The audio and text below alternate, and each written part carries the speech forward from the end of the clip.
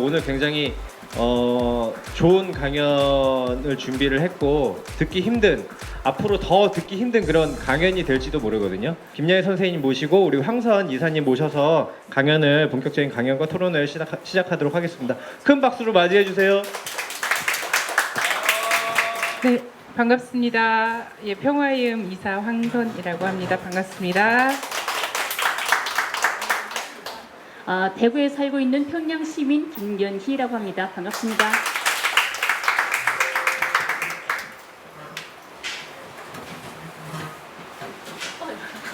네, 이 의자가 높기 때문에 낙상하면 큰일이 납니다. 집에 가기 전에 사고 난 건데.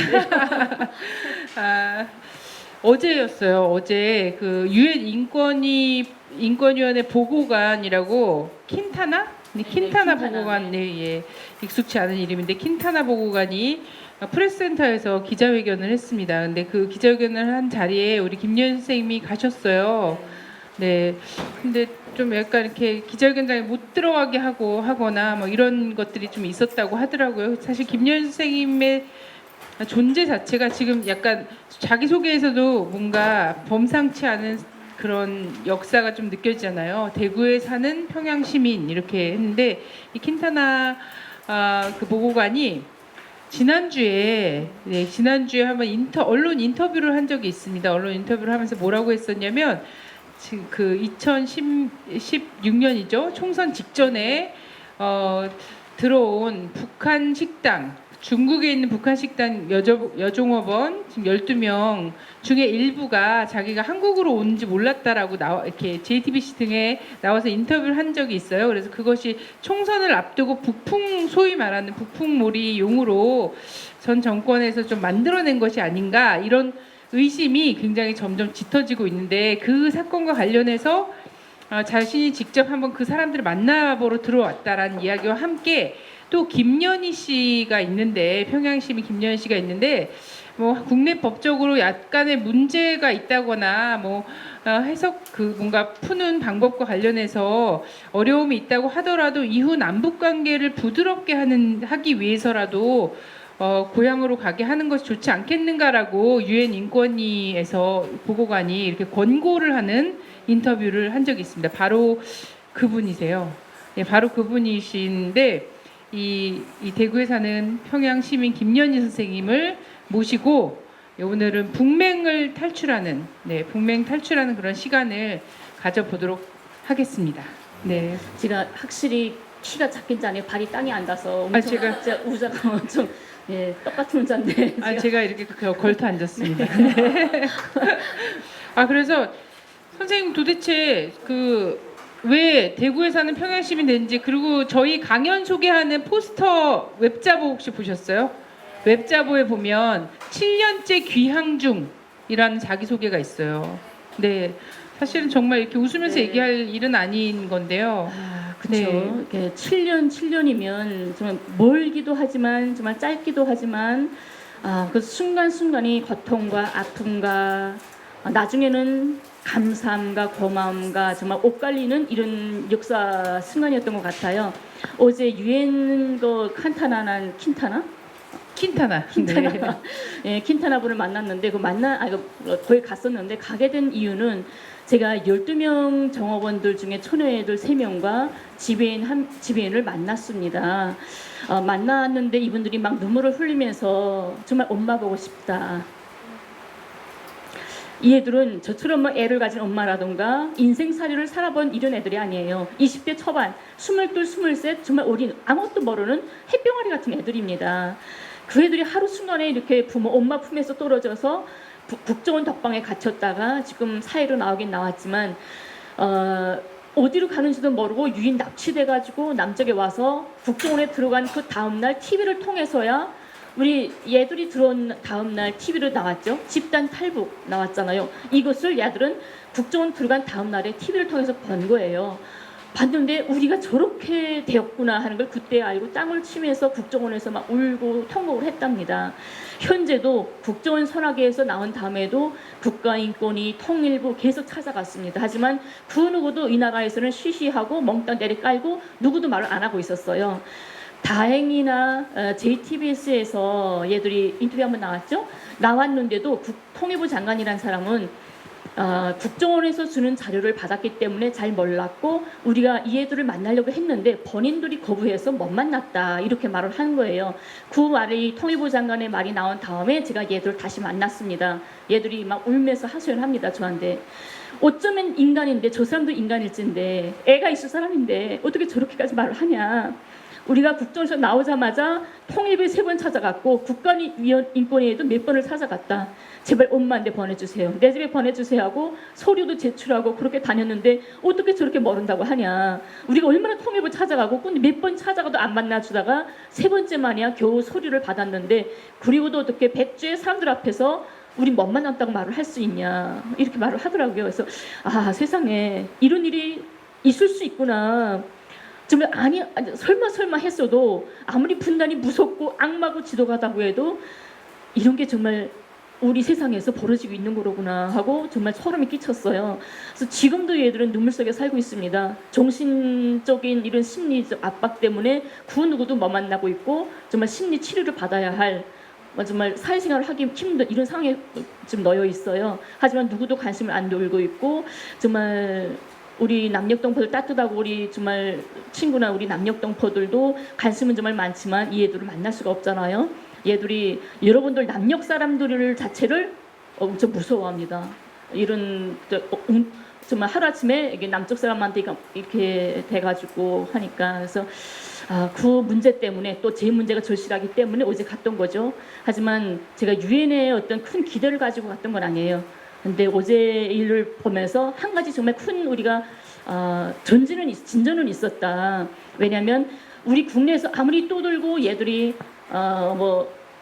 JTBC고 뭐고 얘들이 자기 의사가 아니었다고 말을 해도 누구 하나 관심을 안 돌립니다.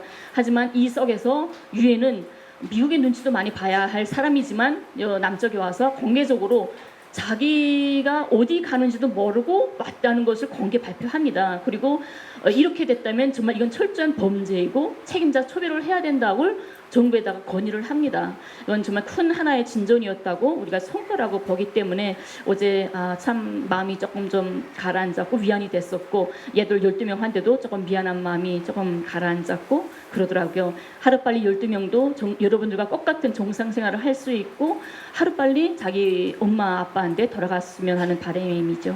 네, 사실 이 분단이 만든 우리의 자화상이라는 것을 이런 일을 통해서 좀 돌아보게 되는 것 같아요. 우리의 자화상, 우린 참 몰랐었는데 굉장히 참혹하죠. 이런 일을 할 수 있다라는 것이 우리가 굉장히 정상적인 사회에서 정상 국가의 국민이라고 한편으로 생각했을지 모르겠지만 분단이라는 것은 그리고 그 적대감을 계속 고조시키면서 뭔가를 유지해야 한다는 것, 자신의 기득권을 유지해야 한다는 것은 누군가에게 이렇게 잔인한 짓을 할 수 있는 일인 것 같아요. 그래서 너무나 가슴이 아프고 지금 선생님 사연도 굉장히 가슴 아픈데도 불구하고 12명 그 여동생들이죠. 딸들이죠.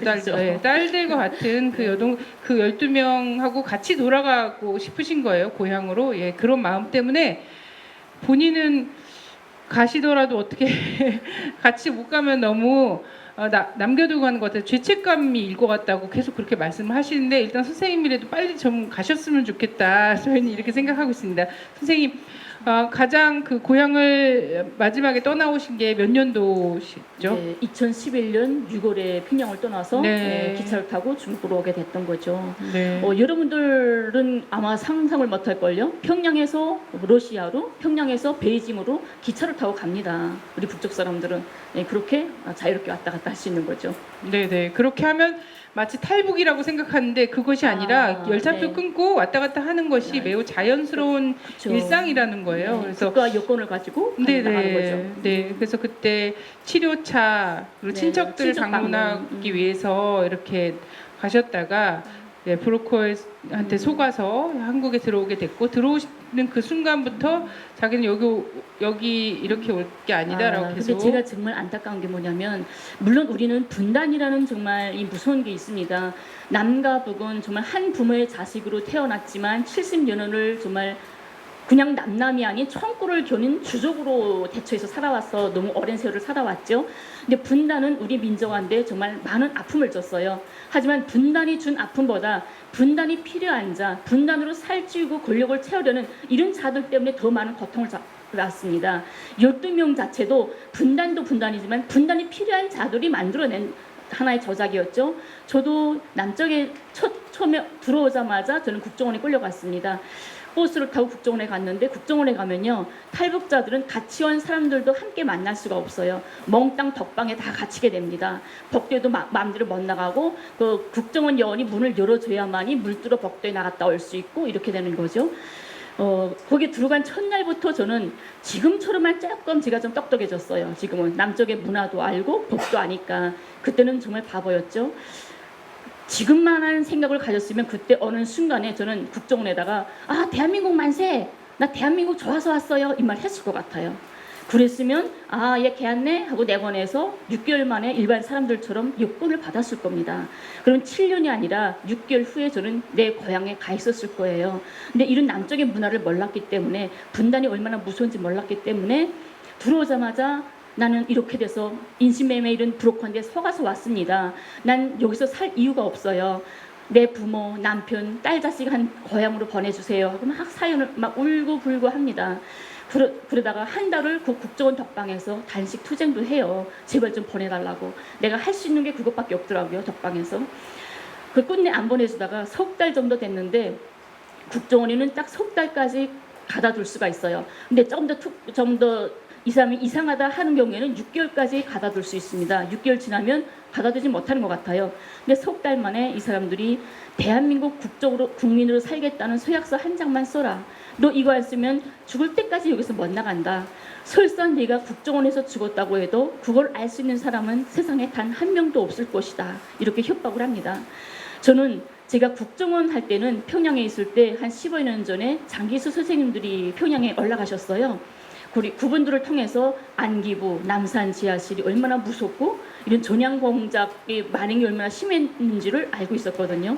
그래서 국정원 하면 저는 안기부로 알고 있었어요. 아, 내가 정말 살아서 나갈 수 있을까? 정말 죽는 거 아니야? 이런 생각에 내가 살아서 가정한 데만 갈 수 있으면 전향서 구잘난 거 100장, 1000장 써주자. 써주고라도 난 살아서 가져간 데만 가자. 이 생각을 했던 거죠. 그래서 석 달 만에 써줍니다. 써주고 다음 날에야 하나원이라는 걸 나가요. 탈북자들이 국정원을 나오면 하나원에서 3개월 동안 정착에 필요한 시스템 공부를 배우는 데죠. 그걸 졸업하고 나오면 사회에 나와서 6개월만 되면 여권이 나옵니다. 일반 사람들은. 저는 오직 제가 기대했던 건 그거였어요. 6개월만 참자. 여권 나오면 중국으로 해서 집에 가자. 6개월 된 다음에 여권을 신청을 해요. 신청하니까 안 나와요. 조금만 더 기다리자 해서 1년 있다가 또 신청을 하니까 또 안 나와요. 근데 저하고 같이 온 탈북자들은 여권이 나와서 중국에 여행을 갔다 온 거예요. 왜지? 하고 물어보니까 국정원에서 돌아오는 대답이 당신은 처음부터 북으로 돌아가겠다고 했기 때문에 여권을 해주면 나중에라도 북으로 돌아갈까봐 여권을 해줄 수 없다. 신원 투기자로 분류가 됐다고 제가 어떤 브로커를 또 통해서 국정원에 알아보니까 그 국정원 핸드폰에 브로커 핸드폰에 국정원 맨 국정원 연락처뿐이에요. 브로커들이. 그 브로커인데 나 왜 여권 안 나오는지 좀 알아봐 달라 하니까 이 사람이 알아봐 주더라고요. 5분 동안 커피 마시며 기다리니까 국정원에서 대답이 와요. 이 정도로 브로커는 국정원과 엄청 이렇게 시스템이 되어 있는 거죠. 그때야 비로소 저는 난 합법적으로 전혀 아무것도 할 수 없다는 걸 알아요. 그래서 사람은 어디 가나 나쁜 못된 짓을 제일 먼저 배워요. 사람은. 그래서 제일 먼저 배운 게 밀항입니다. 밀항을 배워서 밀항 날짜를 잡았는데 2,500만 원 내라고 하더라고요. 그래가지고 돈이 없어서 포기가 되고 다음에 또 인터넷 뜨져보니까 여권, 위조 여권 만드는 사이트를 알게 돼요. 그래가지고 제가 조금만 북에서 첩보, 탐정 영화를 조금만 봐오고 왔으면 이거 전화 통화도 좀 주의해야 된다는 걸 알았을 텐데 남쪽의 하늘에서 야 너희들 뭐하냐 보자 통하고 뭐고 다니는 거 다 지켜본다는 걸 몰랐어요. 저는. 그러니까 전화로 그 브로커한테 저기요 나 중국 정말 가고 싶은데요 위조 여권 좀 만들어줄 수 있나요? 하고 나 여권이 안 나서 그러는데요 막 전화를 해댄 거예요. 그러다가 경찰한테 튀웁니다. 그래서 적사까지 받게 되고 재판 날짜까지 잡혀요. 정말 오리숙하죠. 그때야 비로소 나는 밀항 위조 여권 해보고 그다음에 돈은 할 수 있는 게 안 보였어요. 왜냐하면 내 마음을 누군가 터놓고 이야기할 사람이 단 한 명도 없었던 거죠. 제 주위에는 경찰밖에 없었어요. 담당 경찰. 그래서 자살을 시도합니다. 먹갈 바엔 차라리 죽자. 살아서 내가 가족 때문에 애타게 그럴 바에는 죽는 게 난 편하겠다. 이런 나약한 마음을 먹게 되죠. 그래서 수면제 60여를 먹고 제가 정신을 기절을 했는데 그때는 재판 날짜가 잡혀 있어서 경찰들이 밀착 감시를 하고 있었어요. 밤에 하루라도 불이 안 켜져 있으면 경찰이 뛰어 올라와서 무슨 일이냐 지켜보고 그런 상황이었어요. 전 누구도 대변할 사람이 없었던 상황이었죠. 밤에 불이 안 켜지니까 경찰들이 뛰어 올라와서 쓰러져 있어서 119 불러가지고 제가 실려갔어요. 병원에 실려가서 하루 만에 의식을 차립니다. 그 덕분에 약물 중독으로 제가 20일 동안 하반신 마비에 걸립니다. 그래서 휠체어를 타고 병원에 입원해 있다가 20일 만에 퇴원을 해요. 퇴원했는데 저는 죽어야 되는데 죽지 않고 살아서 밖으로 내 집에 나왔다는 게 너무 원망스럽고 나를 용서할 수가 없었어요. 그래서 그 다음 날로 면도 칼로 제 손목에 동맥을 끊습니다. 그래서 또 쓰러져요. 또 경찰의 도움으로, 경찰이 이럴 땐 정말 도움이 돼요. 자원이 많이 해요. 그래서 경찰이 경찰차 또 불러서 수술장으로 실려갑니다. 그만에 또 수술하고 또 살아나왔죠.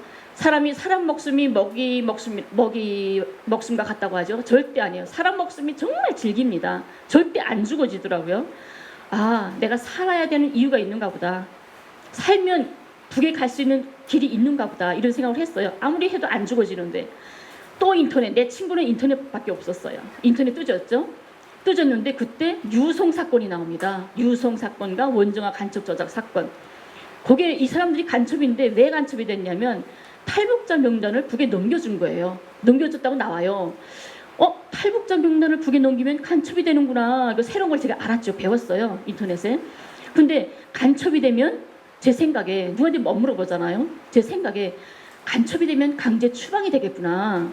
남의 나라 간첩인데 몇 년 감옥살이 하고 나면 추방하지 왜 남의 나라 간첩을 우리나라에 사십시오 할 수는 없잖아요. 어느 나라가 바보같이. 그래서 내가 이 땅을 벗어날 수 있는 길은 간첩되는 길밖에 없다 생각을 했어요.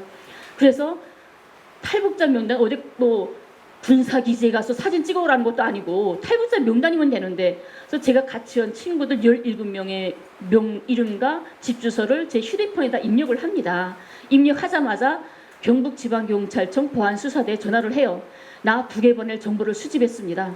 간첩인데 빨리 와서 잡아가세요. 전화를 해요. 저는요, 대한민국 하면요 법치국가인 줄 알았어요. 사람들이 흔히 그러더라고요. 우리 법치국가라고. 그래서 전화하면 다음날에 뿅뿅 와서 수갑 채고 잡아가는 줄 알았어요. 열흘이 돼도 전화 한 통 안 와요, 저한테. 저는 하루하루가 기다리기 너무 힘든데 빨리 잡혀가야 되잖아요. 열흘 만에 저는 못 기다리겠어요. 또 전화해가지고 전 만나자 이번에는. 그래서 만났어요. 대구 식당에 정보관 2명이 나왔더라고요. 휴대폰을 보여줍니다. 봐라, 나 진짜 정보 수집했다. 나 이거 당장 이제 북에 보낼 거다. 그래서 이게 증거가 돼서 간첩으로 체포가 돼요. 바라던 간첩이 된 거죠. 근데 재판을 받는 과정에 검사하고 지금 조사를 받는데 아무리 생각해도 웃기는 거예요.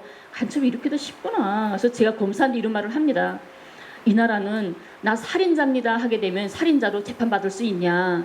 살인자가 되려면 죽은 피해자가 있고 범죄 살인 동기와 가정이 있어야 되는 거 아니냐. 그래야 살인자 될 수 있지 않냐. 이렇게 물어보니까 아무 말도 안 하더라고요, 검사가. 근데 재판하다가 재판장 판사가 아무리 봐도 얼뚜는 간첩이에요. 증거도 없고 마지막까지 난 간첩입니다 하고 말을 하고. 그래서 10개월 동안 감옥에 잡혀서 재판하다가 10개월 만에 집행유예로 나옵니다. 나오는데 감옥문을 나서는데 변호사가, 저 맡았던 국선 변호사가 이런 말을 해요. 김연희 씨, 세계적으로 간첩으로 집행유예 받고 나오는 사람은 김연희 씨 한 명입니다. 이 말을 하더라고요. 그래서 세계 유일한 간첩으로 집행유예 받은 사람이에요. 영광스럽게도.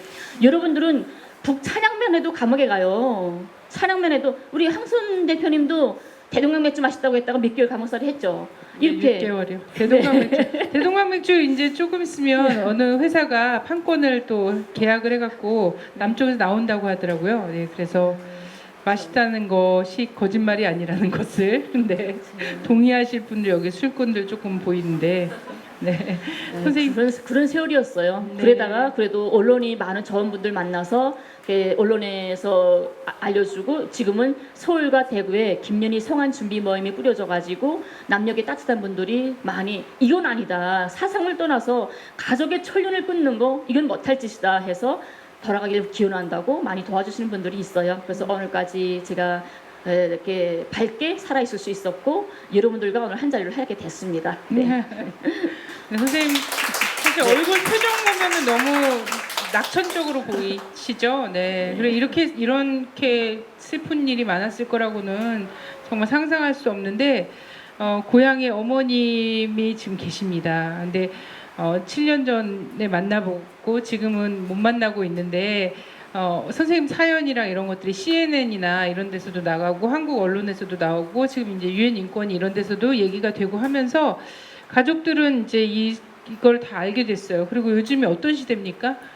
페이스북 실시간 저기를 통해서 평양에 있는 가족들과 영상 통화를 하셨어요. 핸드폰으로 네. 서울과 평양에서 서울이 여기죠. 평양이 저기고요. 네. 평양과 서울에서 핸드폰으로 영상 통화를 했어요. 7년 만에 아버지 엄마 하고 통화를 하게 됐던 거죠. 참 좋은 세상이네요. 네. 근데 이렇게 갈 수가 없다는 건 참 말이 안 되는 것 같고요.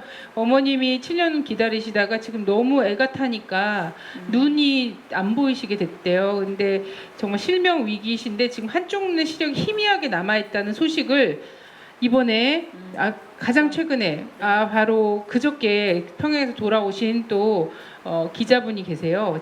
그 기자분이 전해주셨어요. 평양에서 메일이 바로 왔어요. 그 기자님이 메일을 통해서 김연희 선생님 어머니께서 아직 한쪽 눈 시력이 희미하게나마 남아있다라고 하는 그 소식을 알려줘서 어머님 시력이 빨리 남아있을 때 우리 딴 얼굴도 알아볼 수 있게 빨리 그 송환이 되셨으면 합니다. 근데 사람은 여기 분들도 딸이자 엄마이자 이런 분들이잖아요. 다 누구나 딸이도 되고 엄마도 되고 이러는 거잖아요.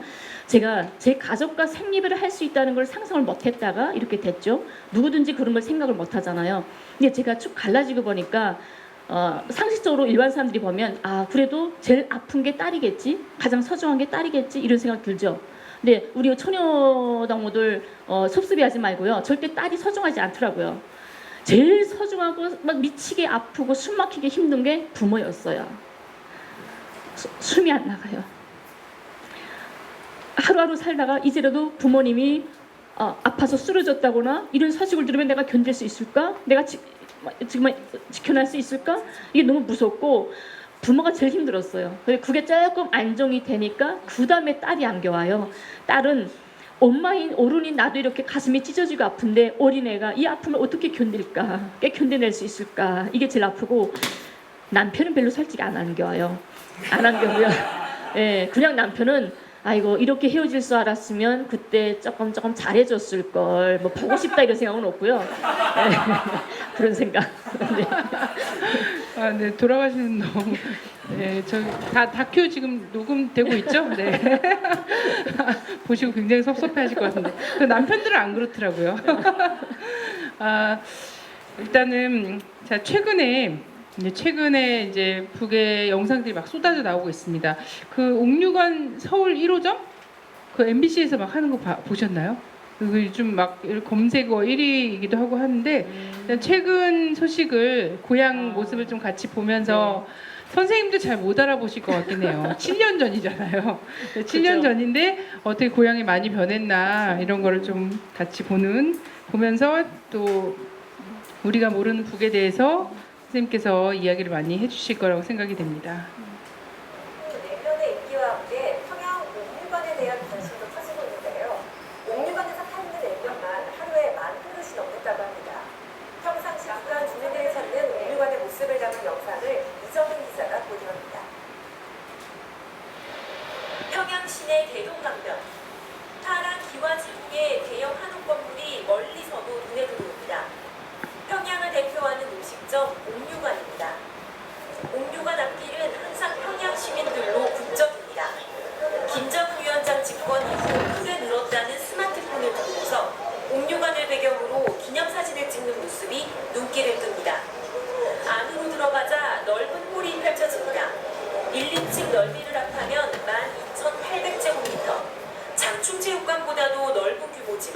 빈자리를 찾아보기 어렵습니다.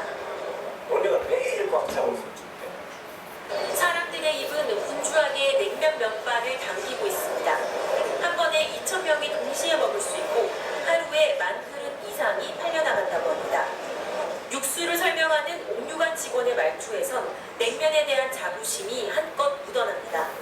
옥류관 육수물이 제일 맛있다. 다른 데서 흉내 육수물은 못 낸다 이렇게 돼 있으니까. 남북 정상들이 옥류관의 냉면을 함께 먹던 날 평양 시내의 풍경은 어땠을까? 평양역과 만경대를 오가는 전차 안은 사람들로 빽빽했고 빌딩 사이를 빠르게 걷는 시민들의 모습에선 여느 대도시의 분주함이 느껴집니다. 정상회담 다음날 평양에선 하루 시차를 두고 회담 소식이 전해졌습니다. 가슴 속에서 뭔가 생각을 하는 여러 가지 사람들이 생각을 하는 그런 느낌을 많이 받았습니다. MBC 뉴스 이정은입니다.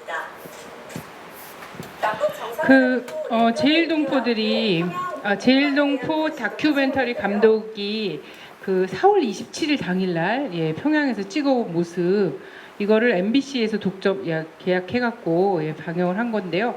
지난주에 나왔습니다. MBC 뉴스에서 선생님 어떻게 옥류관 냉면은 당연히 평양 시민이니까 너무 먹고 싶죠. 보기만 해도 군침이 덜 지어지고. 네네네. 네. 저 여자들도 한 그릇 먹고 나오는 사람들이 별반 없어요.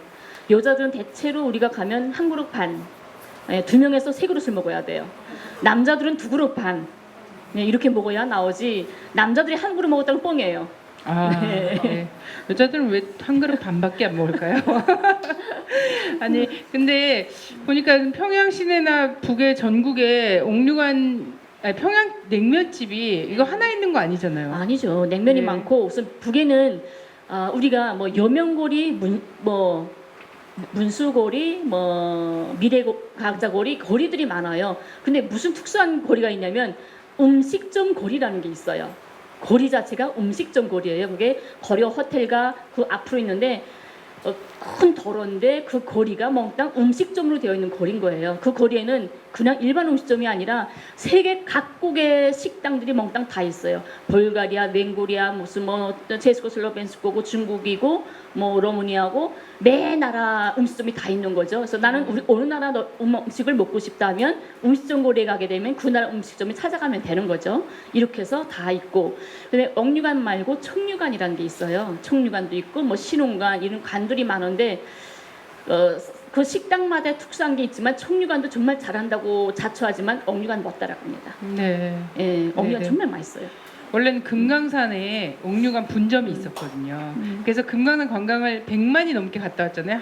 한국 사람들이 100만이 넘게 금강산 왔다 갔다 했거든요. 거기 분점 가도 저 옥류관 냉면이랑 똑같은 맛이 나더라고요. 그래서 거기서도 정말 굉장히 으리으리하게 크게 이렇게 했었는데 어쨌든 한 번에 2,000명씩 먹고 하루에 10,000그릇 이상 먹을 수 있는 크기에 10,000그릇 이상이 나간다고 하고, 이번에 아마 비디오 먹은가 SBS 그 있잖아요, 영상팀 위에 올린 거 허재 농구 감독 있잖아요. 허재 농구 감독이 가서 또 먹는 모습도 막 올라와 있더라고요.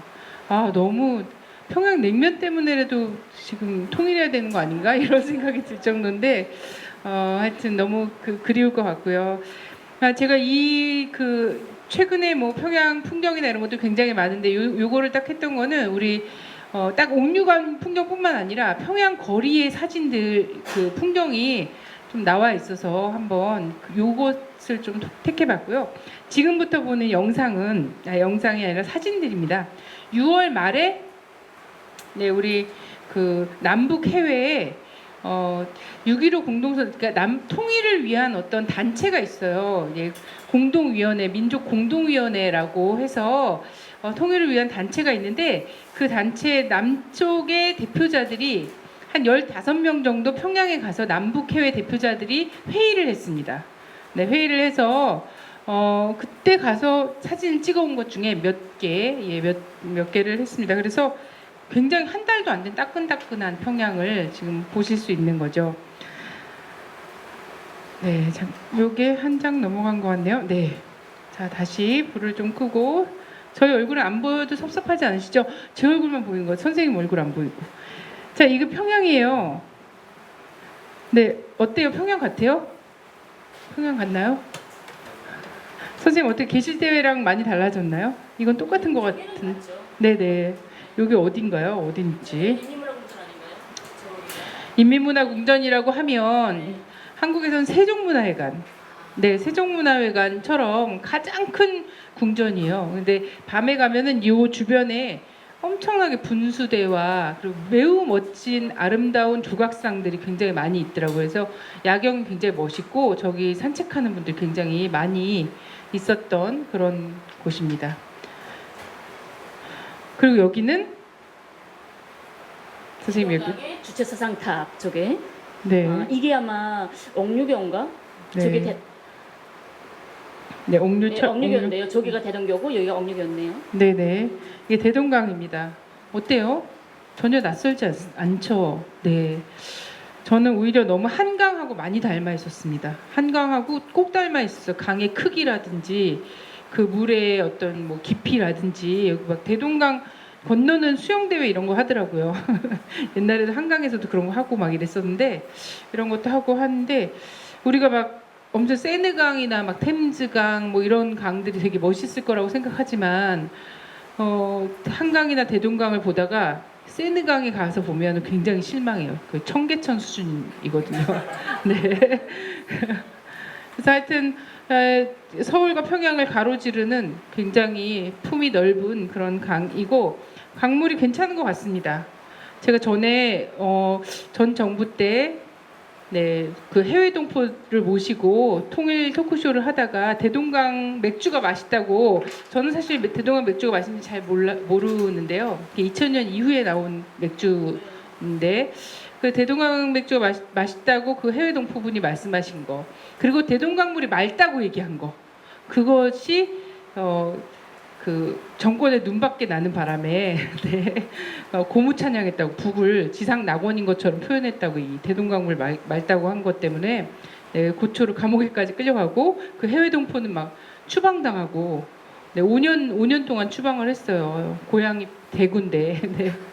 근데 사진을 보니까 대동강물이 그냥 좀 맑은 것 같아요. 네. 옥류관 앞에서 사람들이 옥류관이 대동강 끼고 있거든요. 그래서 사람들 사진 막 찍어오는데 어떻게 대동강물 어디 평양의 어느 지역이 그 뭐 고향집이실까요? 지금 주소. 저요. 네네. 저는 중교 평양역 앞이었는데 제가 네. 없을 때 다시 이사를 갔더라고요. 아, 그래서 네네. 지금은 모란봉교 해가지고 사이오 문화회관 네네네. 그 앞에가 집이라고 그러더라고요. 아, 네. 아, 네. 찾아갈 수 있으실 것 같습니다. 사이오 문화회관 바로 앞이라고 하는 거 보니까 자 이게 어디인가요, 선생님? 유경 호텔이죠. 네네. 105층. 네, 105층을 105층이라고 얘기하더라고요. 저는 무슨 미사일인 줄 알았어요. 저기 막 무슨 북극성 뭐라고 붙여놓으면 약간 미사일 모양 흉내낸 것 같기도 한데 그렇지 않나요, 선생님? 이게 진짜 한 10년 남아 건설됐을 거예요. 이게 네. 한참 건설이 되다가 우리 권한의 행운 시절이었어요. 근데 미국의 이런 압박에 의해서 우리가 다른 나라에서 자재를 수입하려고 하면 우리가 예를 들어서 100원에 수입하겠다 하게 되면 먼저 CIA가 그거를 뭐 한 1,000원이 올려가지고 다른 팀이 사게끔 만들고 해서 살 수 없게끔 북이 이렇게 계속 책동을 했던 거죠. 그래서 끝내 건설을 못하고 있다가 몇 년도부터 했죠? 지금 뭐 지금 내장 완성이 중입니다. 됐죠. 내장 완성이 중. 돼서 네, 완성 뭐 한다고 했더라고요. 네네. 105층이고 저 꼭대기에 이제 회전 식당, 네, 회전 식당이 있습니다. 아마 평양에 가면 가보시지 않을까. 서울 오면 63 빌딩 가야 되잖아요. 아직 못 가봤는데 저는. 네. 선생님 여기 어디예요? 여기가 아마 여명군이 아니에요? 저도 모르는 것이라서. 아, 네. 7년 동안 너무 많이 바뀌었다는 거. 그죠. 네네. 그래서 여기를 두고 그 북에 가서 보면 이런 특징이 있더라고요. 그 아파트와 아파트 사이가 굉장히 그 동간 거리가 굉장히 넓고 그리고 중간에 녹지 공간이 굉장히 많아요. 네, 사실 우리는 그 주택이나 이런 것들 정말 아까워갖고 다닥다닥 짓잖아요, 막. 그죠? 아파트 동 사이도 굉장히 이래서 앞집에서 막 팬티 입고 돌아다니는 막 보이고 짜증나게 막 이러는 것들 있잖아요. 그리고 늘 커튼 잘 닫고 있어야 되고 이런 게 있는데 약간 동간 사이가 좀 널찍널찍하고 중간에 녹지를 굉장히 많이 하고 아파트 안에도 분수대나 이런 것도 굉장히 많이 해놓고, 근데 서민 아파트, 뭐 서민이다 아니다 할 것도 없지만 그런 거라서 약간 그 뭐야, 이게- 건축비라든지 이게 우리 남쪽하고 다른 게 왜 네. 저렇게 널찍널찍하고 저렇게 넋지도 조성되고 했냐면 북은 도시 녹음속의 도시를 만들려고 그래요. 녹음속의 숲속의 도시를 만들려고. 근데 여기는 남쪽 같은 경우에는 농촌과 서울과의 인구 밀집도가 어떻게 되죠? 엄청나죠. 여기 서울 분들 맞죠 지금? 예, 서울이 어느 분이 서울이세요? 서울이세요? 서울 면적이 얼마인지는 아세요? 몰라요? 서울이 600제곱킬로예요. 서울이. 근데 평양은 1800이에요. 서울보다 3배가 면적이 커요. 근데 서울은 인구가 1000만입니다. 평양은 250만이 살고 있어요. 면적은 3배가 큰데 인구수는 4분의 1밖에 못 살고 있는 거예요. 그렇게 북의 3천만 인구가 전 도시와 농촌과 지방에 똑같이 분포가 되어 있기 때문에 도시에 집이 뭐 따닥따닥 붙어 있고 농촌에 널찍하고 이게 아니라 도시와 농촌이 똑같이 분배가 되어 있다는 거죠. 집이. 그리고 모든 건설은 남쪽은 개인들이 좋은 땅을 골라서 비싸게 건설을 하잖아요. 모양도 자기 마음대로 하지만 북은 계획 경제입니다. 전체적으로 이미지에 맞게끔 여기는 공기가 좋고 경치가 좋기 때문에 인민들이 살 아파트를 지어라. 뭐 여기는 뭐 어때 녹지를 해라. 이런 계획 경제이기 때문에 공기가 좋고 보기에 이게 우선 보기가 좋은 거죠. 네. 그래서 외국의 그 기자가 한번 가서 여기는 무슨 도시 속의 공원 같다. 여기 도시 속의 공원 같네요. 이렇게 얘기했더니 그 평양 시민이 발끈해서 아닙니다. 평양은 공원 속의 도시입니다. 제대로 표현하셔야 돼요. 이렇게 얘기를 했다고 어떤 책에 이렇게 나와 있어요. 근데 굉장히 많이 있습니다. 녹지들이. 이게 이제 거기도 전기 자전거가 있으면서 사람들이 이거를 우리도 있죠. 서울시 곳곳 구간마다 뭐 예약해놓고선 타고 다니고 막 이런 것들도 막 있더라고요. 그래서 자전거 굉장히 많이 타고 다닌다고 하고요. 이 2층 버스는 계실 때 있었나요? 네, 있었죠. 자, 저기 보니까 저는 미제를 사랑하라는 줄 알고 깜짝 놀랐는데 미래를 사랑하라. 네, 이런 구호를 달고 다니고 있어요. 우리처럼 버스 회사가 없잖아요. 저것도 이제 국가 기관이 해당 기관이 대중교통을 운영을 하는 거지 않습니까? 그러면은 버스비나 이런 건 어떻게 하나요? 버스비는 출퇴근하는 직장 다니는 사람은 직장에서 출퇴근비가 나오는 거잖아요. 버스비가 나오는 거고 우리가 직장을 배정받을 때 자기 집 주입니다. 제일 멀어야 한 2정류장 정도 이렇게 집 주이기 때문에 점심시간에 우리가 삼복도 있죠. 삼복도의 시간에 12시부터 4시까지는 절대 일 못하게 되어 있어요. 국가 법으로. 그래서 12시부터 4시까지요? 일 못해요. 그래서 아침 8시부터 저녁 8시까지 일을 합니다. 4시부터 4시까지, 12시부터 4시까지는 집 주변이기 때문에 공장이 집에 가서 낮잠을 잔다거나 집일을 한다거나 아줌마들이 그러다가 다시 출근해서 해가 떨어지면 일하고 퇴근하고 이렇게 하는 거예요. 그래서 여기처럼 뭐 저는 고속도로에 출퇴근한다고 그래서 깜짝 놀랐어요. 고속도로는 뭐 여행 다니고 물자 나르는 거지 어떻게 출퇴근을 고속도로 하냐 했었는데 북에 자전거가 유달리 많은 거는 직장이 갇혔기 때문에 이런 버스나 기본은 지하철도 무궤도 전차, 궤도 전차 그다음에 조금 일반 사람들은 자전거를 많이 타요.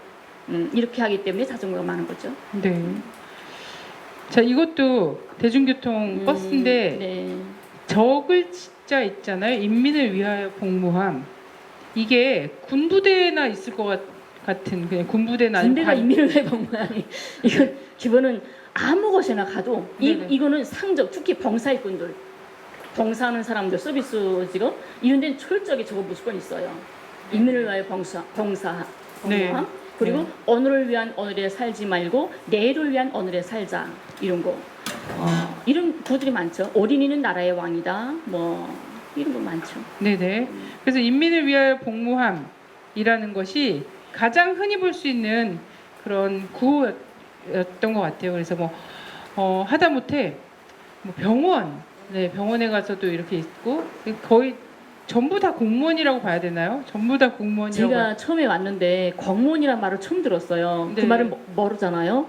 근데 공무원이 뭐 하는 사람이냐 하니까 국가에서 돈을 받는 사람이라고 하더라고요. 그래서 아 그럼 우리 북은 100%가 공무원이구나 모두가 이렇게 모두가 국가에서 돈 받잖아요. 그러니까 공무원이 뭔지를 제가 분간을 처음에 못했어요. 다 공무원이에요 우리.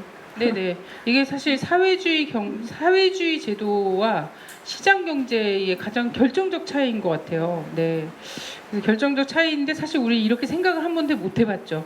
그러면서 뭔가 나눠봤잖아요. 북에서도 뭔가 뭐 당간부와 아닌 사람이 있고 그 국가의 어떤 녹을 먹는 사람과 아닌 사람이 있는 것 같고 막 이런다라고 생각했는데 전부 다 국가의 계획 경제 안에서 뭐 자신의 지향과 국가의 사회의 지향을 맞춰서 배치돼서 또 집을 받아서 또 이렇게 생활을 하고 있는 거예요. 그래서 직장도 다들 좀 다 가까이 있고, 네. 그리고 학교 같은 경우에도 가능하면 그 지역에서 단과대 중심으로 있더라고요. 한국은 되게 종합대학 중심으로 있는데 이따가 대학 모습도 나오니까 여기는 이걸 못 보셨겠네요. 모르죠. 네, 여기가 순안공항이에요. 평양 순안공항. 근데 선생님 나오실 때는 그게 이제 구 순안공항이었고 이게 새로 그쵸, 네네 신축한 거죠. 개축한 네 평양공항입니다. 세상에 부럼 없어라. 여기는 소년궁전이라고 해서 북의 각 지역마다 소년궁전이 있죠. 네. 평양에만 있는 건 아니었던 것 각 같고. 더마다의 선현궁전, 선현회관이 우선 있고 네네. 근데 해관이 제일 낮은 단이고 그 위에 더마다의 선현궁전이 있어요. 평양에도 당연히 평양 선현궁전이 있고 개성에도 지역마다 다 있고 있죠. 하더라고요. 네. 네네.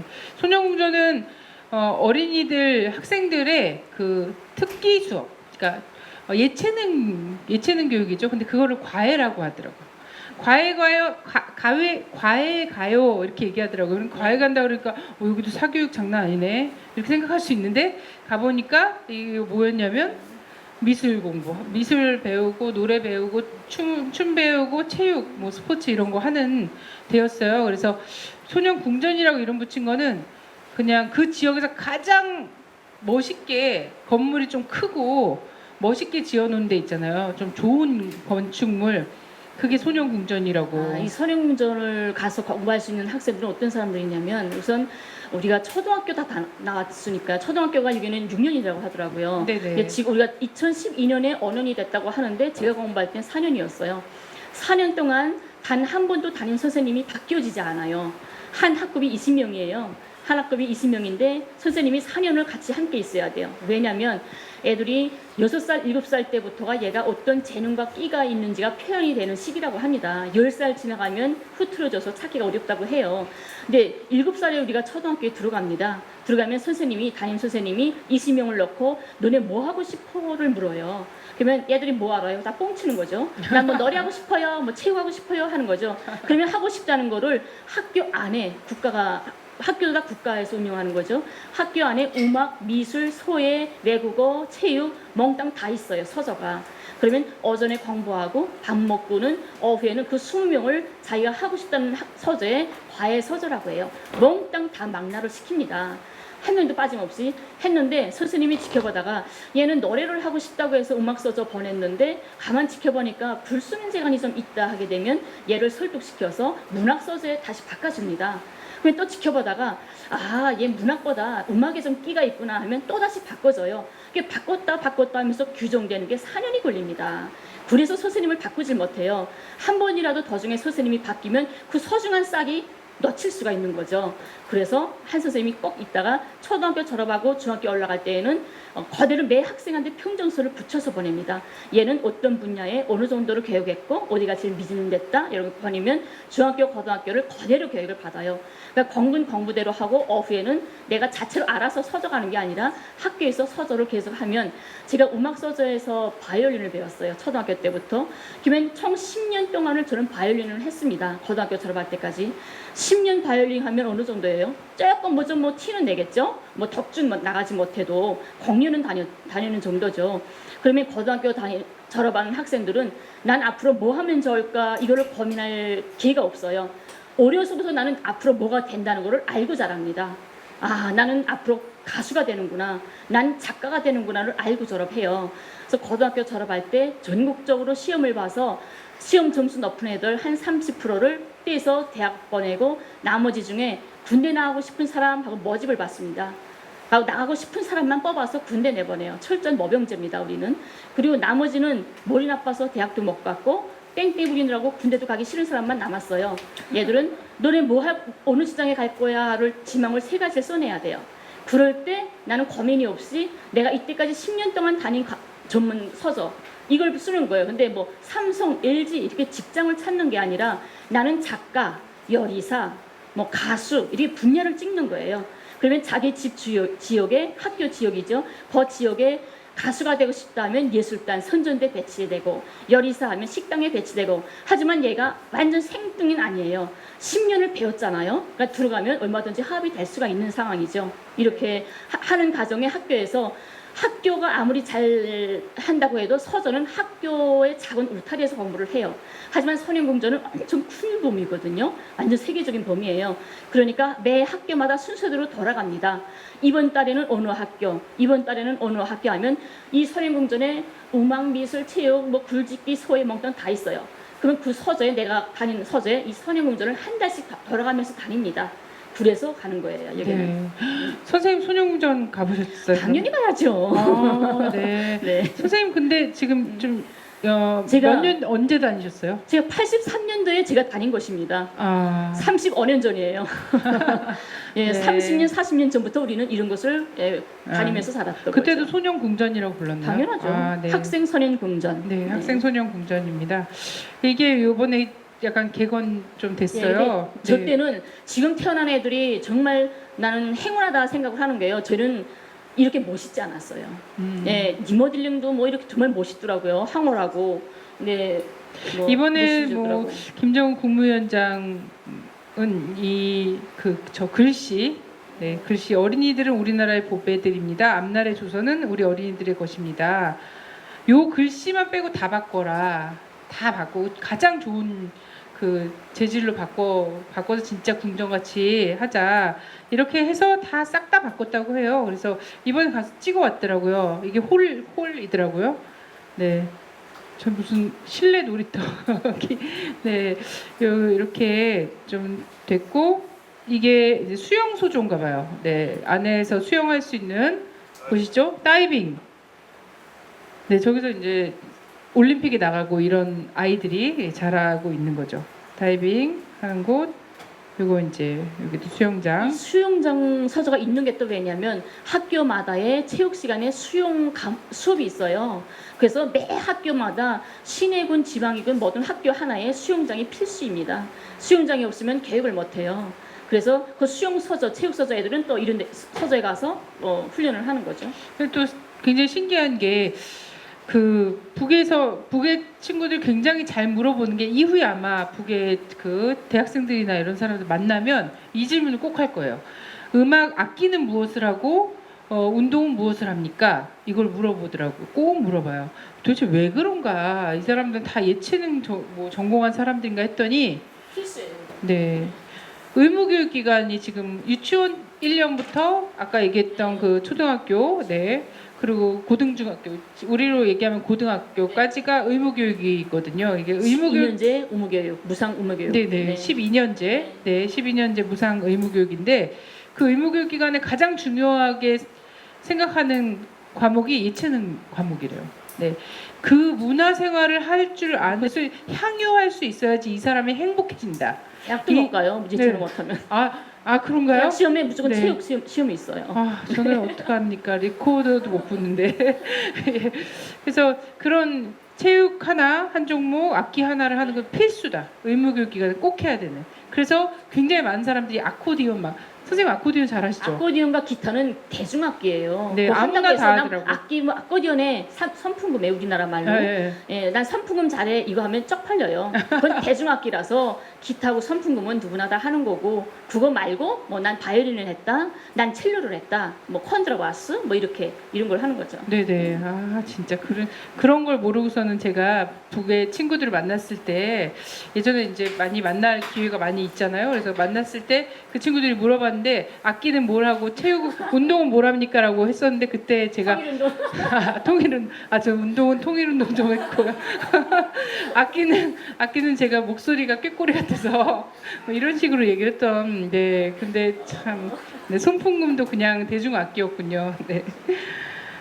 그래 여기 요거 서예 쓰는 거 좀 보세요. 판문점 선언 실현. 자, 6월 말에 요 지금 둘러서 계신 분들이 남쪽 대표 인사들이에요. 네, 대표 인사들이 지금 평양 가서 새로 이렇게 단장한 소녀공대 가고 딱 보는 겁니다. 왠지 통일이 두려워지지 않습니까? 서예 쓰는 거 보니까. 네. 이제부터는 자, 평양의 교원대학교. 우리 선생님은 그러면은 평양에서 무슨 직업을 갖고 계셨나요? 제가 죄송합니다. 제가 가방끈이 짧아요. 그래서 대학을 못 나왔고요. 제가 양복사였어요. 기본 전 여자보다 남자를 좋아해서 남자 양복 전문을 했어요. 남자 피복 전문학교를 나오고 양복사로 있었고요. 뭐 그렇죠? 네네. 어디 그 양복사도 네. 어디 거리나 뭐 이런 게 다 있겠죠? 김치공업종합대학 양복점. 저희 남편은 사랑하는 저희 남편은 네. 김치공업종합대학 병원 의사. 네네. 한 대학에 같이 있었죠. 네. 네. 한 대학에서 남편분은 아까 얘기했던 별로 보고 싶지 않다던 그 남편분은 네 김책공업 대학의 의사시고 이제 양복점을 근데 대학의 병원 의사고 난 대학 양복점이잖아요. 여기 혹시 대학생분들이신가요? 네, 다 중학생처럼 생겼어도 다 대학생들이에요? 20살 여러분들 대학에 대학병원 있나요? 그다음에 대학 양복점 있나요? 양복점은 없어요. 병원이니까 병원에 아무 사람이나 길 가던 사람 다 들어갈 수 있나요? 엄청 열려져 있네요. 여기는 네. 북은요 아무 사람이나 못 들어가요. 매 대학에 병원이 필수적으로 있는데 매 대학 안에 병원, 양복점, 시계술이 있어, 구두술이 있어, 머리 헤어샵, 사진관, 식당, 상점, 몽땅 다 있어야 돼요. 근데 그걸 이용할 수 있는 사람은 누구냐? 철저하게 대학 교직원과 학생만이 이용을 할 수가 있어요. 외부 사람 절대 이용을 못합니다. 가고 싶어도 안 돼요. 그 김책공업대학 양복점의 김연희 재단사가 엄청 어술 잘하는데 소문나도요. 누구도 못 들어와요. 딱 대학생들과 대학 교직원들을 위해서 내가 봉사할 수 있는 의무가 있는 거예요. 그러니까 대학의 학생들이 이렇게 여러분들 대학 갈 때 왜 대학 가요? 여러분들 대학 가는 거 공짜로 간 거 아니죠. 등록금 내는 거죠. 부모님들이 피땀으로 벌려서 여러분들 대학 보낼 때 왜 보낼까요? 알바하고 자취하고 뭐 하라고 보내지 않죠. 공부를 열심히 하라고 보내는 거죠. 하지만 그 공부를 하려니까 힘들어서 알바도 해야 되고 등록금 마련해야 되고 하는 거잖아요. 왜 대학에는 필수적으로 이제 그런 게 왜 있어야 되냐면 학생의 기본 임무는 공부를 하는 거예요. 그런데 공부해야 되는데 등록금 때문에 알바해야 되고 자취 월세 내야 돼서 알바해야 되고 뭐 시계술이나 구두술이 때문에 어디 나가서 시간 낭비해야 되면 그 시간만큼 여러분들은 공부를 못합니다. 그러면 그 시간 동안 공부 못하는 시간만큼 우리나라는 과학기술이 멈춰서야 돼요. 여러분들이 공부를 안 해주면 정말 무서운 일입니다. 여러분들이 이 나라의 과학기술을 떠밀고 나가는 정말 중요한 기둥이잖아요. 그래서 여러분들이 공부를 못하고 이런 알바하고 이런 사생활에 치우치면 국가가 대학생들을 상대로 범죄를 저지르는 거죠. 나라의 과학기술을 멈춰 세우는 거잖아요. 그래서 북은 철저하게 대학 안에 대학생들이 편의시설 절대 고민 없이 공부에만 열중할 수 있도록 딱 대학생들만 사용할 수 있는 이런 편의시설이 딱 갖춰져 있는 거죠. 네. 그래서 북이 사실 다른 나라랑 가장 좀 특징적인 거라면 최근에 북에서 막 과학기술 막 굉장히 강조를 한단 말이에요. 그리고 교육을 너무 강조해요. 그래서 다른 사회주의 국가나 이런 데가 굉장히 힘들었던 이유 이런 것들이 교육에 철저하지 못해서 그렇다. 그래서 국민들이 우매해지면 안 된다. 근데 어떤 나라는 국민들이 우매해질수록 좋다라고 생각하는 그 권력층도 있긴 있어요. 국민이 우매해지면 질수록 우리가 기득권을 유지하기가 편하다라고 해서 우미나 정책을 쓰는 이런 경우도 있긴 한데 굉장히 교육에 심혈을 기울이고 있고 그 교육 중에서도 특히나 앞으로 4차 산업시대는 과학기술이 관건이다. 국가 발전의 원동력이다라고 해갖고 이번에 무슨 조선노동당 중앙위원회라고 해서 중앙위원회 전원회의 결정사항으로 과학기술을 잘할 것에 대한 그런 결정을 내린 바가 있어요. 그런 걸 결정하고 있더라고요. 그런 결정을 하면서 전민의 과학기술 인재화 인재화라는 말을 만들어냈는데 그 과학기술 인재화라는 말이 전 그곳의 국민들을 전부 4년제 과학 전공자 수준의 지식을 갖는 걸로 해서 그걸 목표로 삼았더라고요. 거기서 이제 과학 영재들 같은 경우에는 더 특별하게 해야 된다라고 생각을 해서 지능개발 여기 제가 이거 그냥 이 사진을 왜 골랐냐면 이게 평양에 있는 교원대학교에 붙어 있는 거예요. 이게 이제 학습 그곳의 교원대학교 뭐냐 서울교대. 혹시 서울교대 다니는 친구는 없으세요?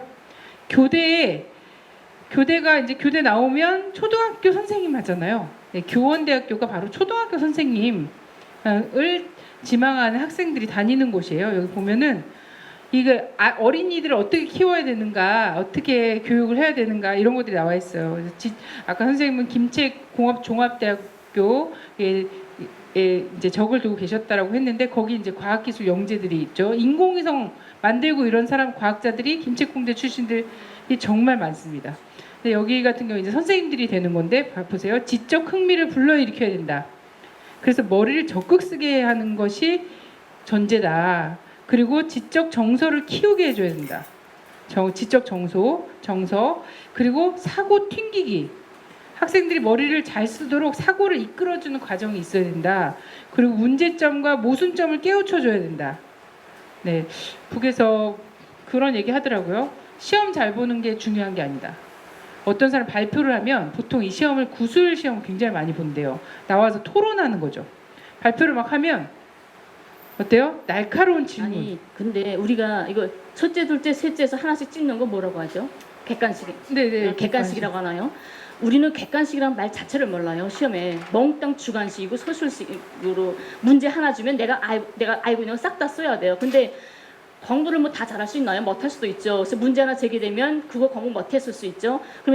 그러면 백지 내면 초 보자마자 얘는 공부 안 했구나 알죠? 그래서 머리에 있는 거 거짓말 같은 것도 이렇게 싸내고 저렇게 짜내고 해서 한 판 먹다 다 채워요. 선생님이 첫 보기에 채웠네? 열성은 보여야 되잖아요. 하여튼 그러니까 그거 한 판 채우는 것도 능력이죠. 근데 선생님들이 채점하긴 힘들겠죠. 그걸 다 뻥 같은 걸 다 읽어야 되니까. 그리고 기본은 이렇게 주관식도 있지만 기본은 문답식 경연을 기본으로 해요. 1조, 2조로 나누어서 상대가 질문을 해요. 어떤 질문이 나올지 모르는 거잖아요. 그러면 선생님이 그러면 멸의까지 가르쳐줘요. 내가 나왔는데 상대편에서 뭐 예를 들어서 조선민족 제일주의란 무엇입니까? 하고 막 물어봤어요. 근데 생각지도 못했던 게 톡 나왔으면 뽕 하잖아요.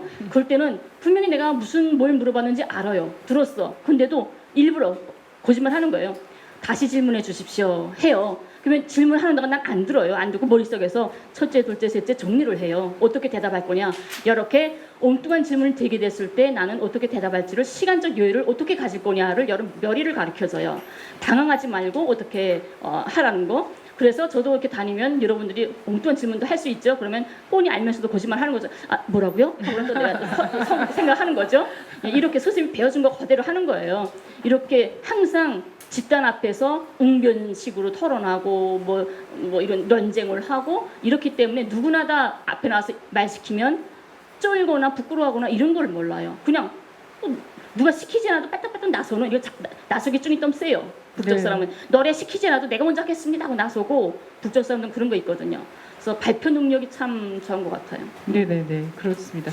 선생님이 늘 그렇게 말씀하시거든요. 저는 가방끈이 짧고 공부를 못했고 막 이렇게 얘기하는데 말씀 너무 잘하시죠. 네 북의 그 평양의 보통 아줌마들 다 이런 수준으로 말씀하시나요? 저 일반 아줌마예요. 네. 자 이거는 지능 수재와 기능 수재 뭐 이렇게 해갖고 각 지능 수재와 기능 수재가 있는데 자 지능 수재는 이제 과학자랑 머리를 쓰는 부분에서 막 이렇게 돼 있어요. 창조적 사고력, 완강한 집중력. 자 내가 어디에 속하는지 한번 보세요. 비상한 직감력, 비범한 통찰력 어떤가요? 해당 사항 좀 있으세요? 네, 기능 수재 한번 특징 머리도 좋지만 기능과 기량의 측면에서 뛰어난 인재라는데 특징은 감수력이 민감하고 예리한 것, 손재간이 좋고 동작 기능이 세련되고 유연한 것 이러네요. 어디 좀 해당되시나요? 자, 요게 교원대에 벽에 붙어 있는 거고요. 교원대가 실습하고 있는 실습실입니다. 초등학생들을 진짜 데려다 놓고 예, 여기 대학생들이에요. 대학생 교복이 이순신 언니 옷을 이순신이래 유관순 언니 옷을 유관순 언니 옷을 입고 있네요. 대학생 교복이더라고요. 교복 양장도 있고 이런 옷도 있고요. 자 여기서 아기들 데려다 놓고 이제 수업을 하고 있는 거고요. 이 아이들이 자 요거 요게 3차원 그 설계도 그 기계가 있대요. 그거를 통해서 이 아이들이 이런 로봇을 하나 만든 거예요. 그래서 이런 것들을 만들도록 지도를 해준 거예요. 이 아이들이 이걸 만들었다니까요, 여러분. 네, 아이들 엄청 똘똘하게 생겼는데, 네, 자 이렇게 하고 있는 거. 교육을 너무 중요시해서 대학들 중에서 가장 먼저 모든 기자재와 이런 것들을 싹 바꾼 게 교원대예요. 그래서 교원대를 보니까 요즘 평양 관광 간 사람들이 프랑스에서 갔든 미국에서 아직 미국에서 못 가는군요. 미국 그 영주권자들은 갈 수 있습니다. 미국 영주권자들이 가든 아니면 뭐 동포들이 가든 남쪽에서 갔는데도 다 교원대 보여주고 있어요. 그래서 4월달에 다녀오신 분들도 교원대 갔다 오고 하셨더라고요. 여러분들도 아마 가시게 되면 교원대를 가실 확률이 높죠. 자, 이것은 이게 한반도 지도인데 이게 뭐냐면 모래 다기능 칠판이랍니다. 선생님 이런 거 못 써보셨죠? 봤어요. 네네. 옛날 사람이라 저는. 네네. 우리 칠판은 그 초록색의 백묵으로 쓰는 그런 거였잖아요. 네, 지우개 막 털어야 되고, 네, 날리고 이거. 네, 그런 건데 이거는 뭐냐면 이게 모래인데 위에서 자 높은 산은 높은 산대로 등고선이나 지리를 배우는데 사용을 많이 하는 거예요.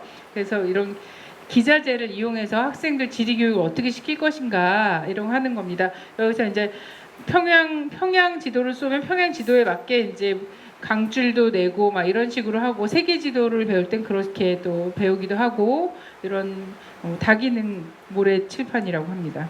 네, 모래 다기능 칠판. 자, 아이고. 자, 이거는 지금 뭘 하고 계신가요? 학생들이 VR. 네, VR 전부 다 어쩜 이렇게 동시에 움직이고 있는지. 네. 네, 교원대 학생들이 VR 통해서 공부하고 있는 모습. 신발 공장. 여기 또 인민을 위하여 복무함. 예, 이렇게 써져 있습니다. 자, 류원 신발 공장이라는 곳인데 요즘 좀 뜨고 있는 공장인 것 같습니다. 북에서 최근에 이제 국가적 차원에서 막 그 신발 산업을 굉장히 많이 막 이렇게 하더라고요. 얼마 전에 재미동포 한 분이 신발을 사신고 오셨어요. 북에서. 자, 여기 바로 이 공장 신발을 사신고 오셨거든요. 요런 런닝화 같은 거 막 사신고 오셨는데 얼마였게요? 얼마였을까요? 이런 거 신발 하나 살려면 얼마인가요? 이런 거. 10만 원. 아, 10만 원. 신상 약간 뭐 아디다스 신상 뭐 나이키 신상 이런 건 좀 그 정도 10만 원 이상 나가죠? 네네. 7천 원 주고 사신고 오셨더라고요. 너무 충격적이었어요. 네. 다음번에 가시면 제 신발 좀 꼭 사다 달라고 했는데 많이 늘어났고 이 신발 공장 같은 경우에 약간 무인화가 좀 많이 진행이 됐다고 하던데요. 이게 이제 공장의 전경인가 봅니다. 여기 보면은 잘 보이실지 모르겠어요. 선생님 이거 보이세요? 세계와 경쟁하라, 세계에 도전하라, 세계를 앞서 나가라. 예, 이게 이렇게 붙어 있고요. 여기 이제 휴식 시간에 이렇게 되어 있어요. 근데 실제 공장에서 일을 어떻게 야근이나 이런 거 많이 있나요, 선생님? 야근이 아니라 교대 작업이 저녁에 일하는 사람은 교대 작업으로 하는 거겠죠. 무조건 네. 8시간 노동제예요. 그 네네. 이상 할 수가 없는 거겠죠. 네네. 8시간 노동제는 언제부터인가요?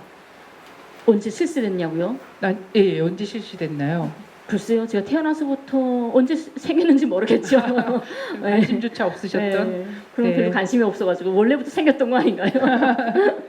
워낙에 뭐 해방되자마자 아직 국가가 서기 전에 그 분단 그 한국 전쟁이 일어나기 전에 48년도 8월 15일 날 남쪽 정부가 섰죠. 48년도 9월 9일 날 북쪽 정부가 섰습니다. 그래서 남쪽 정부가 먼저 섰어요. 네, 그 다음에 북쪽 정부가 쓰고, 그리고 그 과정에서 사실 따로따로 정부를 세우지 않기 위해서 김구 선생님이나 이런 분들이 굉장히 노력을 많이 했습니다. 그리고 단독 선거나 단독 정부를 반대하는 것들을 막 했죠. 그 과정에서 제주도민이 단선, 단정, 반대 이런 거 한다고 해서 제주도민 3만 명이 죽은 사건이 4.3이었잖아요. 그리고 그 제주도민을 쏘러 죽이러 가라고 군인들을 막 보내는 과정에서 여수 순천에서 군인들이 나는 우리 동포를 죽일 수는 없다라고 해서 항명을 했던 것이 여수 순천. 네, 우리는 교과 그냥 흔히들 반란 사건이라 이렇게 배우지만 그때 군인들 굉장히 많은 고민에 처해 있었겠죠. 민족적 고민에 빠져 있었을 건데 하여튼 그때 48년도에 그랬는데 46년도에 해방되자마자 아직 정부 수립이 되기 전에 노동법, 네, 뭐 평등법, 성평등법 이런 것들을 제정이 돼서 그래서 많은 사람들이 언제부터 그 8시간 노동제가 있었는지 이런 거 별로 관심이 없는 이런 상황이죠. 그리고 기본 이제 굉장히 전기가 부족했던 시절이 있었어요. 선생님 기억나세요? 권한의 행군 시절이. 네네. 그때 어느 정도였었는지 그리고 지금 이렇게 이겨나가고 있는데 2011년 정도면 이제 약간 그 어려움을 굉장히 많이 벗어나고 있을 때였어요. 네. 지금처럼은 아니래도 그래도 권한의 행군은 좀 벗어났던 시기였는데 1995년부터 2005년까지 10년간 우리는 총에 맞아 죽은 게 아니라 쌀 한 알이 없어서 약 한 첩이 없어서 병마에 시달리고 굶어서 죽어야 했던 이런 정말 너무너무 심각했 이런 아팠던 시절이 있었어요. 그때 세계적인 그런 경제 제재와 사회주의 유럽 동유럽 사회주의 국가들이 망하고 자본주의 벗기되면서 사회주의 시장이 무너지면서 북은 그 어느 나라하고도 이런 경제 무역 관계가 정상적으로 하던 게 싹 다 하루씩만에 끊겨 나가고 거기다 미국 놈들 계속 압박하고 자연재해 오고 이러면서 정말 힘들었죠. 이러면서도 구석에서 우리가 그냥 경제만 살리면 좋은데 우리가 남북 간에는 지금 세계적으로 65년 동안 전쟁 중인 나라예요. 우리는 잠깐 휴식 중이지만 전쟁 중이에요. 그렇기 때문에 북은 아직까지도 전시 체제로 되어 있어요. 그래서 평화 시기가 아니다. 그래서 정말 먹고 살기 힘들었지만 전쟁 중이기 때문에 나라를 지키는 게 우선이었어요. 그래서 선군 정치를 내세워서 미국에 대응하는 핵 억제력, 전쟁 억제력을 우리가 지켜야 했거든요.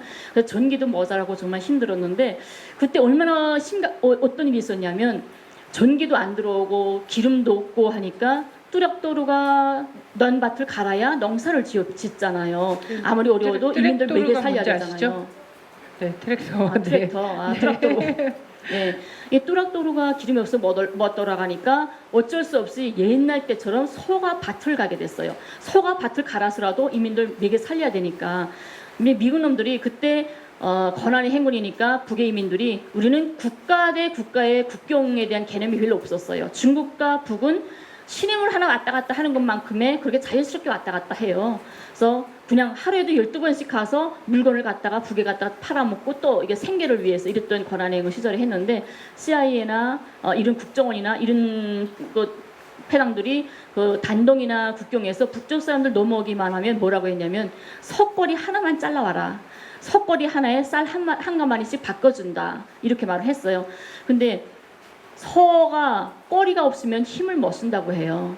밭을 못 간답니다. 힘이 없어서 밭을 못 가라가니 북의 농사를 망치게 하려고 일부러 석고리를 잘라오라고 한 거예요. 미국이 뭐 잘 산다는 나라가 석고리에서 뭐합니까? 그러니까 북을 어떻게나 망하게 하려고 했는데 우리 인간이잖아요. 사회주의고 나라고 저국이고 다 좋지만 그래도 엄마고 애 아빠고 인간이잖아요. 자식이 부모 앞에서 굶어 죽는 걸 보고 가만히 있을 부모는 없어요. 그러니까 참다 못해서 어떤 사람들은 정말 국가 이런 외양간에 가서 석고를 잘라다가 쌀과 바꿔먹은 사람들이 있었어요. 그게 아마 권한의 행군 때 범죄자들이겠죠. 한순간에 어떤 우리를 자기 이익을 위해서 국가의 농사를 망친 거잖아요. 그때 이런 심각한 상황이 있던 시절이었는데 우리가 그렇게 권한의 행사에 또 한 가지만 꼭 말씀드리고 싶은 게 이제 전기에 대해서 물어봤는데 제가 지금 자꾸 호투말을 하고 싶은데요. 권한의 행사로 이민들이 정말 굶었잖아요. 굶었을 때 높은 간부들이 그때가 김정일 위원장의 시대였어요. 그때 김정일 위원장님한테 제의서를 올립니다. 인민들이 굶습니다. 지하자원을 좀 팔아서 식량을 사옵시다. 이렇게 제의서를 올려요. 그러니까 김정일 위원장이 뭐라고 하시냐면 거기에는 그 누구도 손댈 권리가 없습니다. 통일된 다음에 통일조국의 후대들한테 물려줄 민족의 자산입니다. 절대 누구도 손을 못 댑니다. 이렇게 말을 했어요. 굶어 죽으면서도 누구도 손을 못 댔어요. 이번에 김정은 국무위원장이 와서 문재인 대통령 만나서 몇 분 동안 산책을 했죠. 근데 산책하고 뒤에 뒷이야기 나오는 거 보니까 산책하면서 제일 먼저 이 이야기를 했다고 합니다. 문재인 대통령님, 우리 민족의 자산은 우리가 그대로 보유하고 있습니다. 이 말을 제일 먼저 했다고 해요. 그렇게 우리가 목숨으로도 지켜낸 우리 민족의 자산이 있던 거죠. 그리고 그렇게 굶어 죽으면서도 단 한 해도 빼지지 않고 했던 게 뭐냐면 우리가 일제놈들한테 36년 동안을 짓밟혀서 식민지로 살았어요. 하지만 아직도 일제놈들한테 탄압받는 사람들이 있습니다. 우리 동포들. 그 탄압 속에서도 끝까지 우리나라 역사, 우리나라 민족을 잊지 않겠다고 우리나라 말을 배우고 있는 애들이에요. 우리 학교를 세우고 그 우리 학교 조선학교에다가 해마다 교육 원조비와 장학금을 꼭꼭 해마다 보내줬습니다. 올해가 161차로 보내줬어요. 우리가 그 이야기를 들었을 때 아니 왜 집안의 자식부터 좀 먹고 살자, 왜 밖에 자식부터 생기냐, 이런 생각 한 사람 하나도 없습니다. 이거는 대통령이나 국가가 할 수 있는 정책이 아니에요.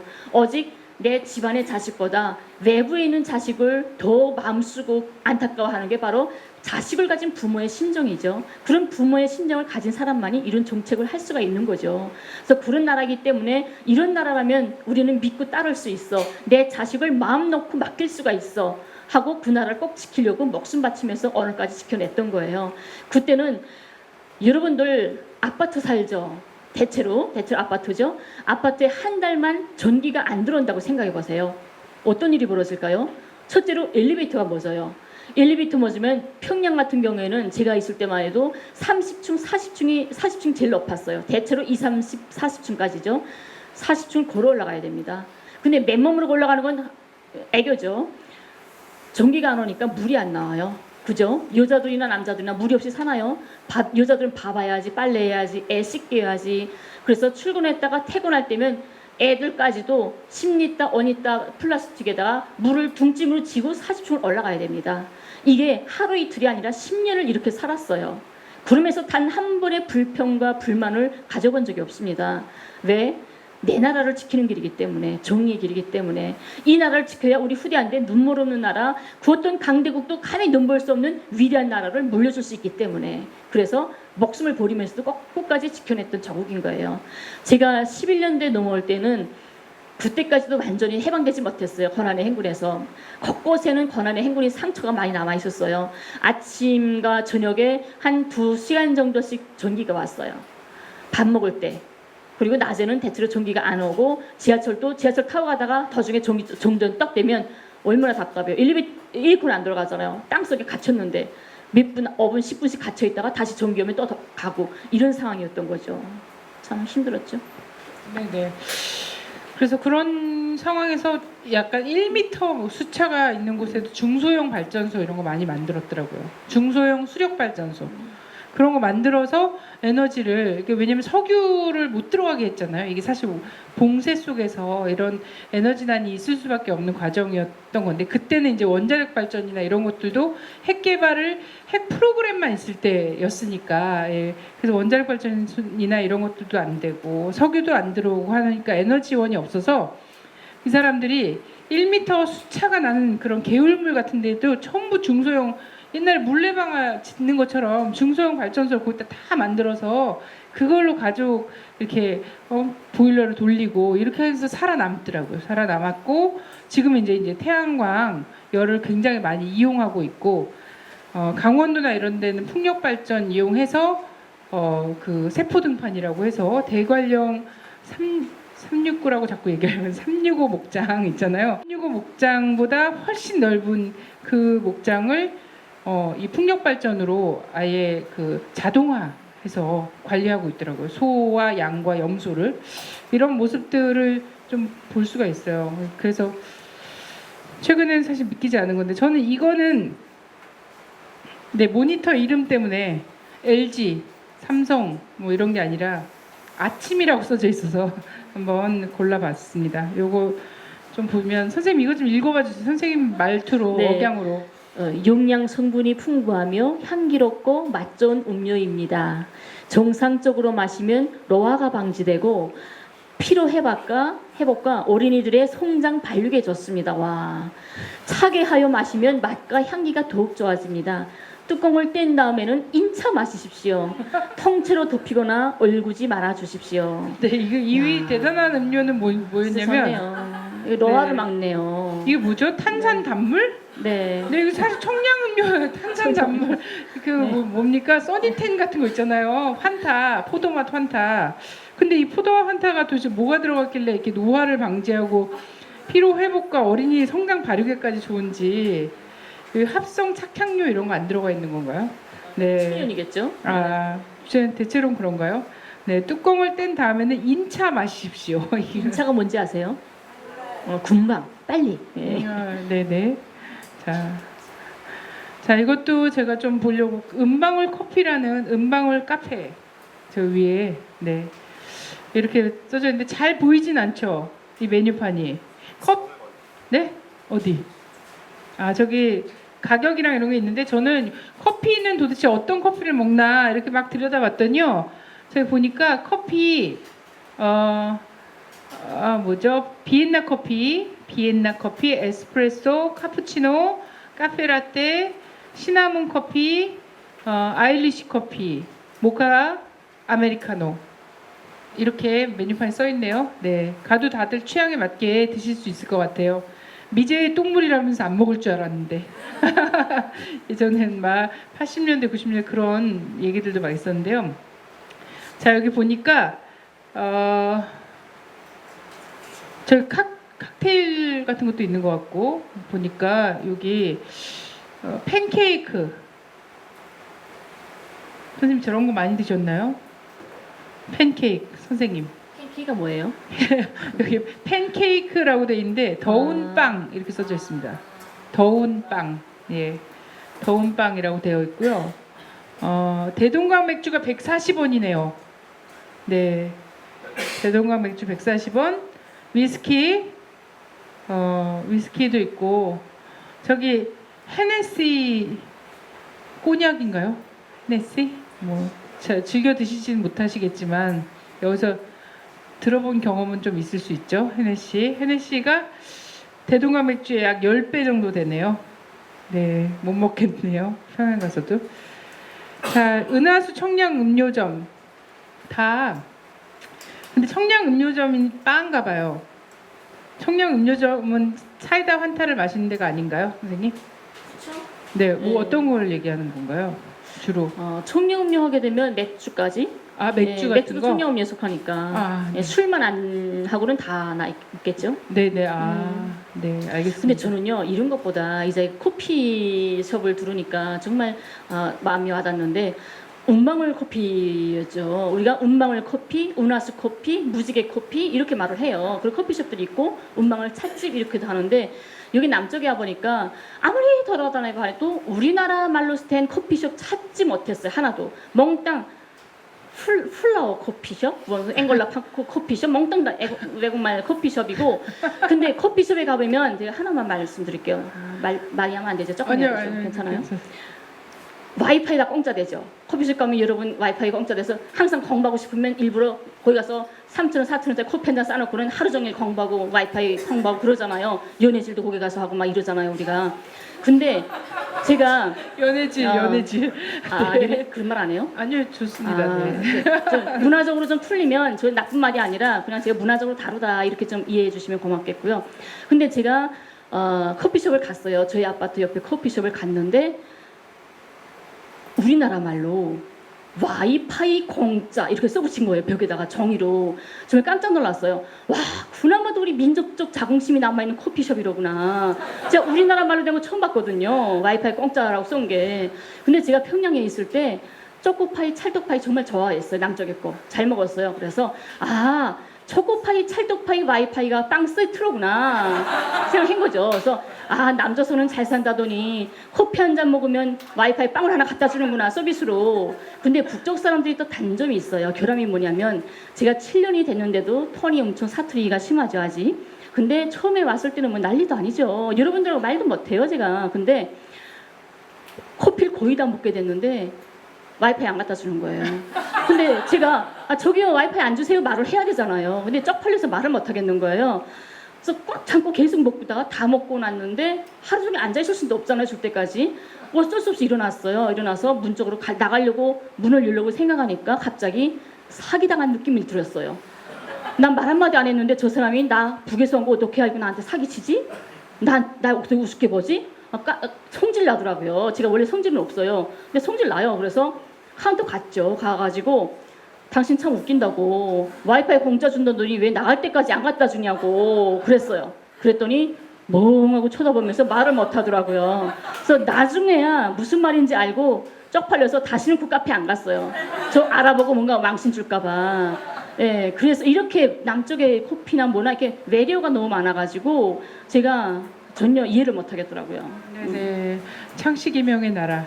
네, 창씨기명의 나라라서 그렇습니다. 그 은정차. 예, 은정차가 뭔가요? 여기 뭐 대충 개성 고려 인삼차나 뭐 얼그레이 뭐 네, 다즐링 뭐 이런 건 다 알겠는데 그렇죠. 네, 운정차라는 은정차. 게 우리 남쪽에도 차밭이 있죠. 버성에 유일한 차가 남쪽에는 녹차가 유명하죠. 녹차밖에 국내산이 없죠. 국내 네, 정말 차 몰랐네요. 네. 국내 우리가 생산할 수 있는 게 녹차밖에 없어요. 국내산은 그게 다 외국 수입산이죠. 근데 차라는 거는 차밭을 하나 형성하기 정말 어려워요. 추운 지방에서 절대 안 됩니다. 이게 온도 기후차가 엄청 예민한 차예요. 근데 한 나라의 대통령이 차밭을 관심 가지고 만드는 역사가 아직 없대요. 대통령이. 근데 그래서 김정은 위원장이 정권 들어서서 제일 먼저 우리 인민들에게도 차를 좀 정상적으로 공급해 주자 해서 차를 좀 연구하라고 연구사들한테 가업을 줬습니다. 그래서 몇 년 동안 거쳐서 계속 실수를 거듭하면서 끝내 운정차 밭을 성공을 했어요. 그 추운 지방에서도 그 버성처럼 넓은 밭에 운정차 밭을 만드는 거예요. 근데 이것을 세계적으로 유명하다는 12명의 차 이거 시식하는 사람들 그분들을 모아서 눈 딱 가리우고 시식을 했대요. 11명이 운정차를 찍었대요. 그래서 북에 갔던 분이 운정차를 가져다 주더라고요. 맛보라고 일부러 보냈다고. 그래서 막 그거 먹어보고 녹차를 먹어봤는데 다시는 녹차 못 먹겠더라고요. 입이 네. 똑똑하고 네. 와 진짜 네, 은정차를 먹어야 되는 겁니다. 네, 우리도 지금은 사실 저쪽 전라도 남쪽에 이렇게 보성 뭐 이쪽에서만 녹차밭이 있잖아요. 예. 그런데 북쪽에도 차밭이 만들어졌군요. 네, 이거랑 비슷한 얘기 중에 백두산 천지가 엄청나게 차가워요. 네, 제가 올라가봤던 건 8월 달이었거든요. 예, 8월 달인데 8월 20일 날 백두산 천지를 갔는데 그때 영하였어요. 올라갈 때. 그리고 그 백두산 천지에 발을 담그고 누가 오래 참나 내기를 했던 기억이 있습니다. 그때 어제 대학생 시절에 갔다가 북쪽의 대학생들이랑 자매 결연 맺고 막 학술 무슨 답사 이런 거 다니면서 백두산까지 갔었는데 발 담그고 누가 오래 참나 내기를 하면서 막 노래를 부르고 막 이랬던 기억이 나요. 근데 그 찬물에 원래 그래서 너무 차가워서 물고기가 살지 않는다는 거예요. 근데 거기에 산천어며 칠색송어, 칠색송어죠. 네, 칠색송어 이런 것들을 계속 치어 때부터 훈련을 계속 시켜갖고 실제로 지금은 칠색송어를 거기서 그때 잡아서 옛날부터 칠색송어는 정말 많이 네네. 그래서 계속 양식을 해서 그 백두산 천지물에 적응을 하게 했더라고요. 적응을 하게 해서 거기서 매운탕 끓여 먹었던 기억이 나요. 네, 중요하죠. 매운탕 끓여서 소주랑. 네, 그렇게 계속 뭔가를 계속 일구는 과정 이런 것들 좀 은정차 이런 데서 보여주는 것 같고 청량음료에서 저는 여기서 약간 눈에 띈 거는 이런 겁니다. 혼합술 뭡니까? 혼합술. 폭탄주? 누구야? 폭탄주. 네. 네, 혼합술 칵테일이라고. 네.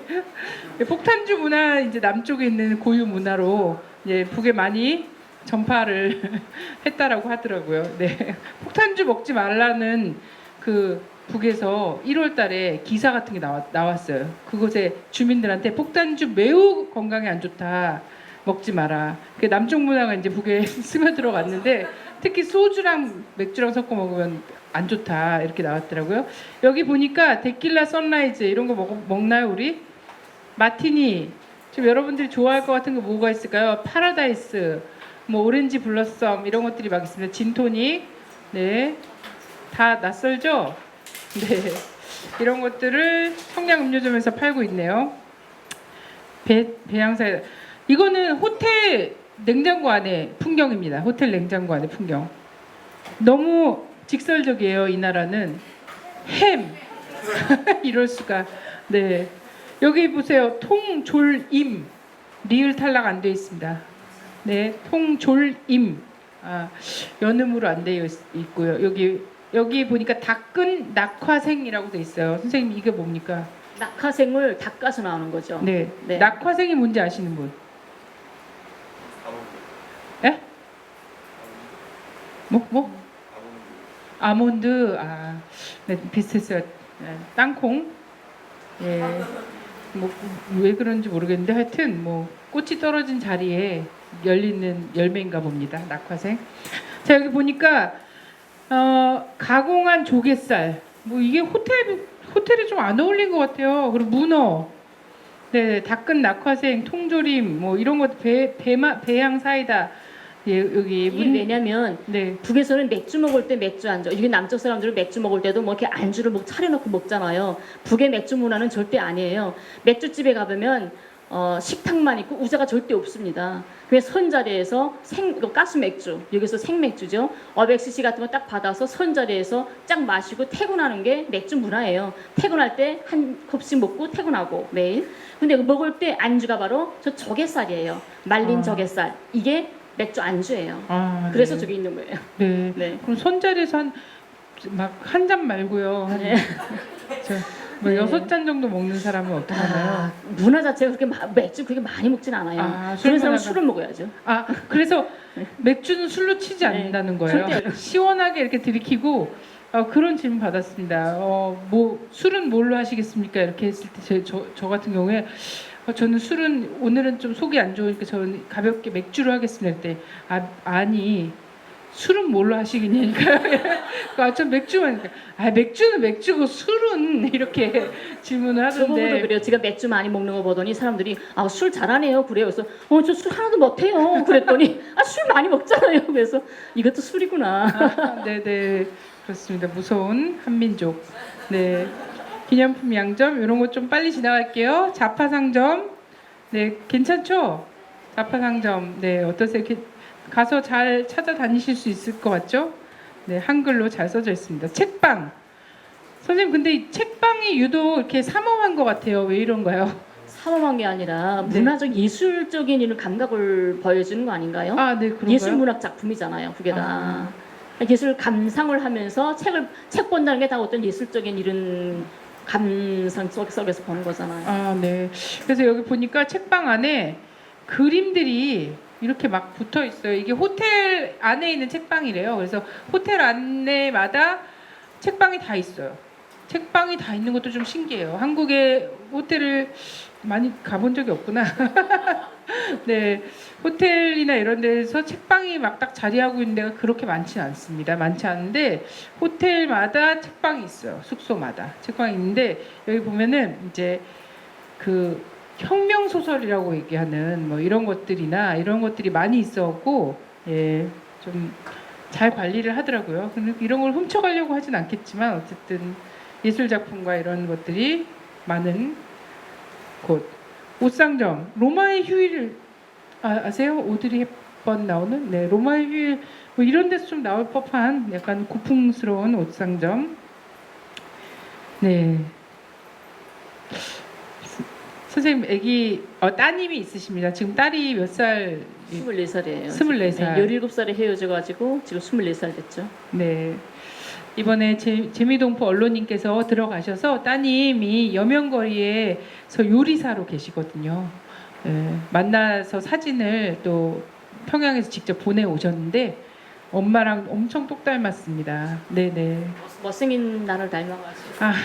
아니요. 자랑을 좀 할게요. 딸 자랑을. 작년에 평양시 쪽으로 해마다 김치 요리 경연이 있어요. 북은 김치를 엄청 많이 하거든요. 그래서 김치 요리 경연에서 평양시 쪽으로 이중을 해서 은메달을 받았어요. 와. 억류관, 청류관 뭔가 많잖아요. 큰 식당들 거기서 이중을 한 건 간단치 않아요. 솔직히 정말 자랑할 네. 만한. 박수 네. 한번 쳐드릴게요. 아, 네. 네. 하여튼 그 딸도 이런 돌복이라고 얘기하더라고요. 돌복. 옷을 입혀요. 네네. 자, 돌복. 근데 어떠세요? 좀 미감이 많이 틀리죠, 여러분? 네, 비슷해요? 아, 네, 비슷하다고 얘기하니까 천만다행인데요. 그 우리의 미감이 단청의 미감이랑 색동의 미감에서 정말 많이 멀어져 왔더라고요. 그러니까 저기는 왜 이렇게 옷이 막 너무 좀 촌스러워 막 이렇게 쉽게 얘기하잖아요. 그러니까 사실 어른들도 막 정말 뭐 좋은 날 뭐 경축일 이런 데 보면 한복을 그렇게 입고 다니더라고요. 조선 옷이라고 하는 거를 입고 다니는데 우리가 보기엔 색깔이 꼭 저런 꽃분홍색 같은 저런 거나 색동 저렇게 막 입어야 될까? 연두색 막 저런 거 입어야 될까? 이렇게 생각을 하는데 우리가 가만히 생각해 보니까 단청의 미감에서 너무 많이 멀어져 온 거예요. 네. 이런 생각이 많이 좀 들었습니다. 다시 만나면 되찾을 수 있을까요? 자, 보통강 여관에 묵으셨대요. 가라오케를 화면 반주 음악실이라고 쓰면 되는 거였어요, 사실. 우리가 한 번도 그렇게 쓸 생각을 우리의 국어를 우리말을 그렇게 쓸 생각을 못했던 거죠. 네. 자, 이거 어떠세요? 닭발 되게 좋아하나 봐요.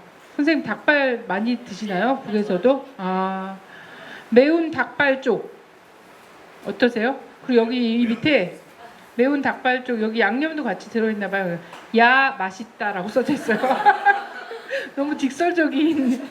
아까 햄도 그렇지만 그리고 여기 다진 타조고기가 있어요. 선생님 타조고기 북에서 타조를 많이 길러요. 타조, 아. 칠면조 아, 이런 네. 것도 많이 길러요. 네네. 아, 큰 거 되게 많이 먹네요. 네. 식량난, 뭐 하여튼 타조 농장을 굉장히 집중적으로 많이 만들었어요. 북에서. 네, 타조 알 갖고도 요리를 굉장히 많이 하고, 그리고 닭 요리보다 오리고기가 훨씬 더 저렴하다고 또 들었었거든요. 오리고기 진짜 많이 먹더라고요. 한국에서는 약간 별로고 별로야지 먹는 건데 일단 하여튼 매운 닭발 쪽이 굉장히 인기가 많은 걸로 보여서 괜찮은 것 같습니다. 네, 매우 다행스럽고 저랑 식성이 맞는 것 같아서 띠용콩 이건 뭔가요? 뭐죠? 띠용콩 청국장. 네, 청국장이에요. 띠용콩. 얼마 전에 이제 북의 방송 이런 데서 한국에서도 방송 막 다 북의 방송이 나왔는데 청국장이 그렇게 몸에 좋다고 거기서 계속 띠용콩이라고 얘기하더라고요. 띠용콩을 먹어야 된다. 혈액을 맑게 하고 암을 방지하고 이러면서 엄청 띠용콩 고무 찬양하는 방송이 북에서 나왔더라고요. 근데 이렇게 매대에 띠용콩을 이렇게 딱 놔뒀네요. 여러분 그 나토키나제라고 알아요? 우리 좀 연세 있으신 분들 알 수도 있는데 그 나토라고 해서 일본식 나토 알죠? 일본식 청국장이죠? 예. 그걸 해서 이 혈액을 맑게 하고 동맥경화 이런 거 심혈관계 질환을 방지하기 위해서 나토키나제가 전 세계 굉장히 유명한 약이에요. 그 효능이 진짜 좋다 그래서 연세 있으신 분들 그냥 막 드시거든요. 근데 청키나제가 있습니다. 북에. 그거는 청국장을 재료로 해서 만든 그 혈액을 맑게 하는 청혈제예요. 청키나제. 지금 남북관계가 막혀 있어서 못 들어오는데 나토키나제의 100배 정도의 효과가 있다고 그래요. 앞으로 들어오게 되면 청키나제 꼭 사서 네, 드시는 걸로. 자, 음료. 자, 이 중에서 좀 뭐가 끌리나 볼까요? 오이. 선생님 이거 뭔가요? 오이 통조림이에요. 과일 통조림들. 아. 네. 저는 오이 주스인 줄 알고 깜짝 놀랐습니다. 네, 이게 무슨 오이지 같은 거네요. 네, 네. 피클. 네, 그러네요. 사과 통조림, 배 통조림, 뭐 이런 것들이 있네요.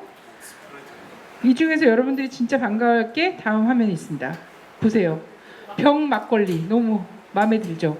그런데 더 마음에 드는 것은 뭐냐면 여기 사과향 탄산 단물이 80원인데 막걸리 48원이라는 거. 정말 너무 마음에 들지 않습니까? 네. 네? 뭐? 주세가 없어요. 주세가 없어서 네, 그렇습니다. 너무 기쁜 일이 아닐 수 없고요. 네. 가자 통일로.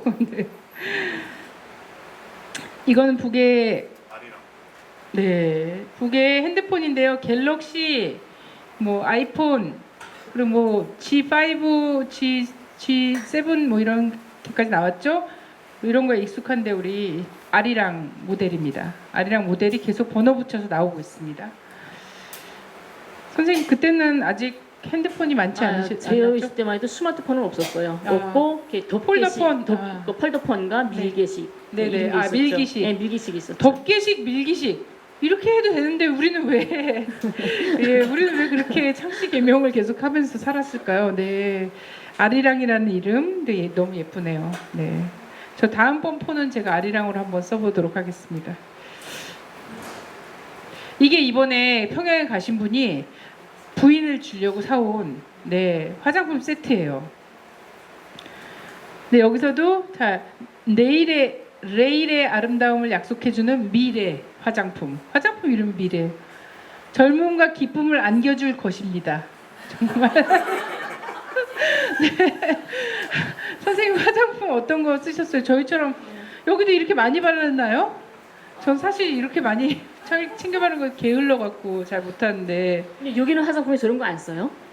아 저렇게요? 네. 레일의 아름다움을 잘 저희 안 써요? 뭐라고 쓸까요? 이것도 약간 외래어 천지로 하거든요. 뭐 레프팅, 안티에이징 맞죠? 안티에이징, 화이트닝. 오케이 여기 많이 하시네. 네. 자, 선생님 어떻게 해요? 화장품 중에 화장은 물크림. 물크림, 네, 물크림. 그다음에 크림.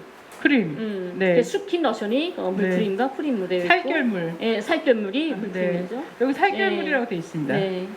네, 그리고 이게 뭐 스킨이었어요. 그렇게 살결물이.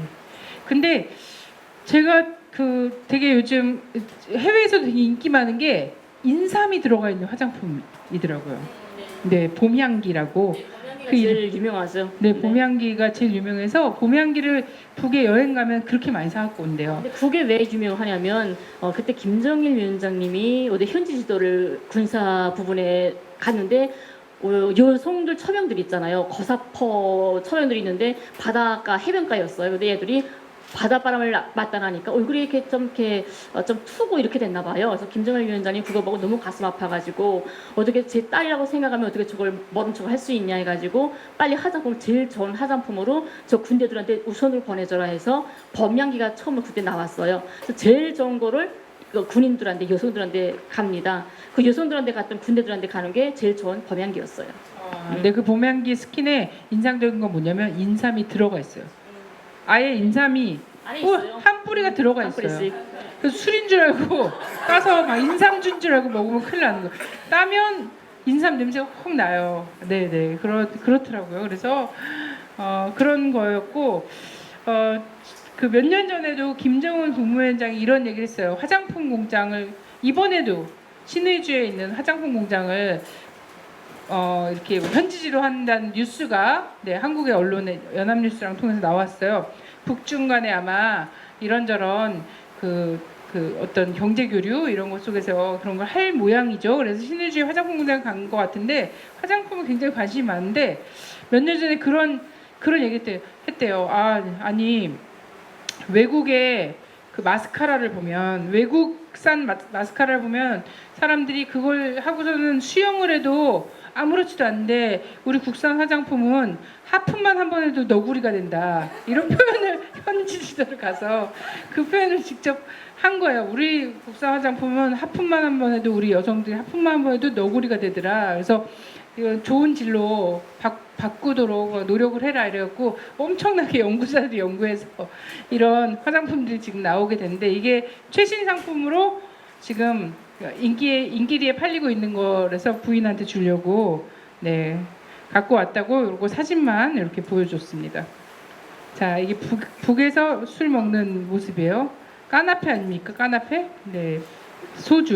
소주를 여기다 먹는 모양입니다. 맥주. 송악소주예요. 송악소주. 네. 25도 착하고 순한 술이군요. 네, 그런 모습들. 자, 이것은 네, 아까 봤던 옥류관 냉면입니다. 자, 옥류관 냉면의 전통적인 후식.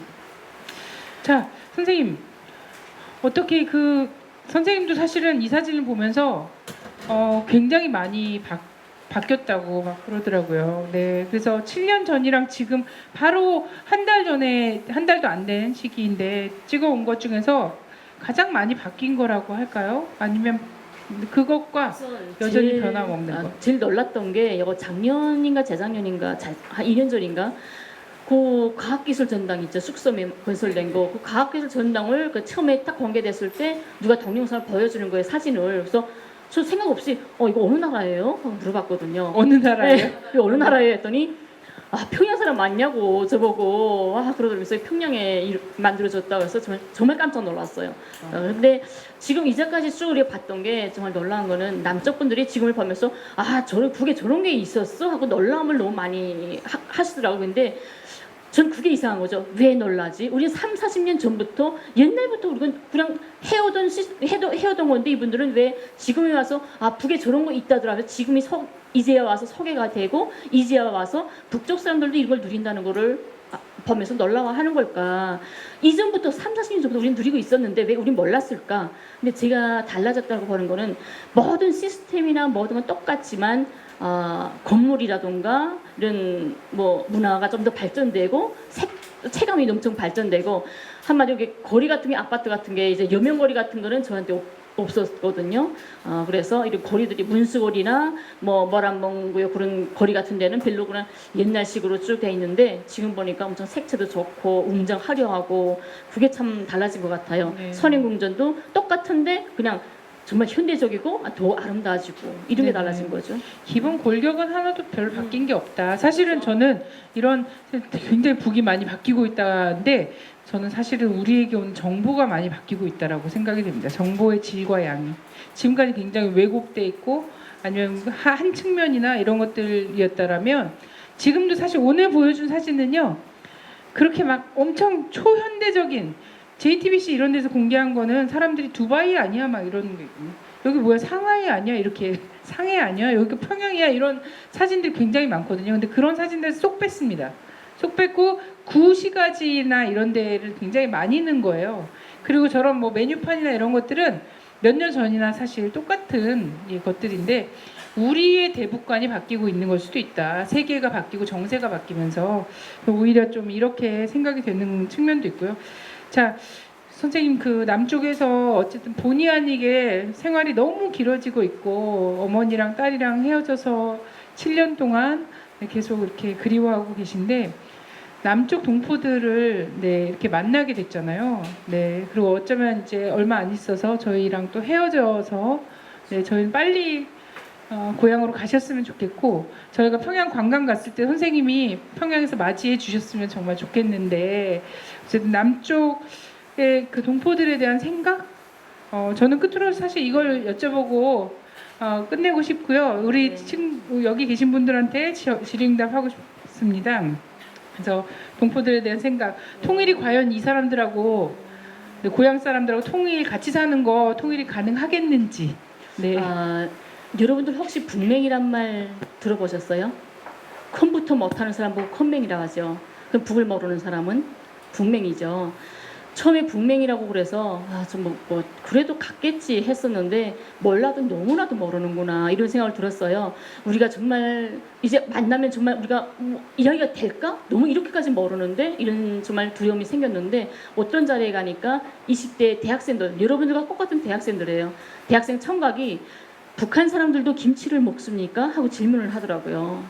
그래서 이렇게까지 우리가 멀구나 하고 또 어떤 분이 어떤 회장님이 북을 갔어요. 북을 가가지고 관광버스를 타고 북의 협동 농장의 감자밭을 지나다가 저도 모르게 감자꽃이 우리와 똑같네 하고 말을 했대요. 그랬더니 버스에 타고 있던 안내원이 꽃만 같은 게 아니라 감자 알도 같습니다 하고 말을 했대요. 우리가 왜 같은 게 이상해야 될까요? 다른 게 이상해야 되지 않을까요? 이 정도로 우리는 너무나도 모르고 상대에 대해서 너무 모르고 살았다는 겁니다.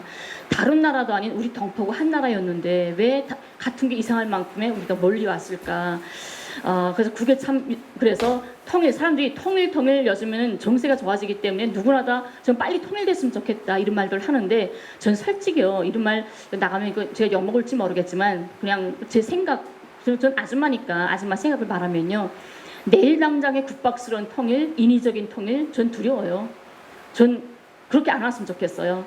정말 진정으로 남과 북이 함께 받아 안을 수 있는 그런 안전된 통일이 우리 앞에 왔으면 좋겠어요. 다시는 흔들리지 않고 그 누구도 뭔가 부시지 못할 이런 공간 통일. 그러자면 서로 우리가 한부모의 자식으로 태어났지만 정말 너무 70년 오래 살았죠. 그동안에 정말 썩고 병든 이질감들, 갈등감들 이런 것들이 많이 쌓여 있어요. 이 많은 다름들이 불편하지 않을 때 그래 너넨 카자를 좋아했고 우린 사탕을 좋아했었구나 이럴 때 이렇게 다름이 불편하지 않을 때가 비로소 우리는 통일을 맞을 준비가 되었다고 생각하지 않을까 이런 생각을 합니다. 그러자면 통일이라는 건 우선 상대에 대한 인정과 존중과 이해 서로 그래 너희 집에는 이런 게 좋았구나 우린 이런 게 좋은 게 있어 넌 이런 거 잘하는구나 서로 배울 건 배우고 버릴 건 버리고 따라갈 건 따라가고 하면서 이렇게 하나하나 걸음을 맞추다 나면 마지막엔 정말 이 세상에 존재하지 않았던 위대한 어떤 황홀한 하나가 되지 않을까 이런 생각을 해봐요. 그것만이 정말 진정한 우리의 통일, 낮은 단계의 이런 연방제 통일, 서로가 인정하는 이런 통일이 가장 중요하다고 생각을 하고요. 제가 이때까지는 7년 동안을 오직 저희 가족 하나만을 위해서 눈물을 흘리고 고통 속에서 살아왔어요. 하지만 제가 아마 올해 중에는 좀 더 빠르게는 8월 중에는 부모한테 내 딸한테 갈 수 있지 않을까 이런 희망도 가지고 그렇게 믿고 있습니다. 이렇게 날짜가 하루하루 다가오다 나니까 제가 7년 동안 남쪽에 있었던 시간보다 지금의 하루하루가 더 못 견디게 힘들고 고통스럽고 너무 눈물 나고 아파요. 내가 평양에 가서 저희 가족을 만나면 제가 눈물 흘리지 않을 수 있을까요? 제가 정말 진정 행복할 수 있을까 생각을 해봐요. 아니요. 7년 동안보다 더 많은 눈물과 더 많은 고통과 아픔 속에서 제가 힘들어할 거라고 생각합니다. 제 인생에서 가장 힘들었던 아팠던 남쪽에서의 7년 혈육 한 점 없는 나를 자기 형제처럼 딸처럼 안아주고 보살펴주고 지켜줬던 이 따뜻한 내 사랑하는 남녀 형제분들을 다시 만나지 못하면 어떡하지? 너무 보고 싶어서 매일매일 달려와서 안고 싶어서 나 어떻게 견디지? 그걸 내가 견딜 수가 없을 것 같은 거예요. 그래서 진정으로 우리가 눈물 없이 진정으로 행복해질 수 있으면 제가 딸을 데리고 다시 여러분들 앞에 인사로 올 수 있고 여러분들이 평양에 와서 우리 집에 와서 내가 해주는 거 아니지? 나 음식 못하니까 저희 딸이 해주는 음식을 맛볼 수 있는 이런 날이 하루빨리 오는 것만이 우리가 진정히 웃을 수 있는 날이 아닐까 이런 생각을 합니다. 그래서 간절히 좀 서운해요. 나 평양 간다고 해서 나는 행복해지지 않습니다. 여러분들이 너무 보고 싶어서 나를 이때까지 안고 있던 남쪽 형제들의 따뜻함과 고마움과 감사함을 한시도 잊을 수 없는 것 같아요. 그래서 전 북에 가도 북의 이민들한테 우리 남녀 형제분들의 이 고마움과 감사함을 꼭 간절히 전달해주고 싶고 서로 우리가 이 한반도에 우리 8천만 인민이 정말 눈물 없이 저 행복하게 웃으며 살 수 있는 그런 날이 하루빨리 오기를 간절히 기대합니다.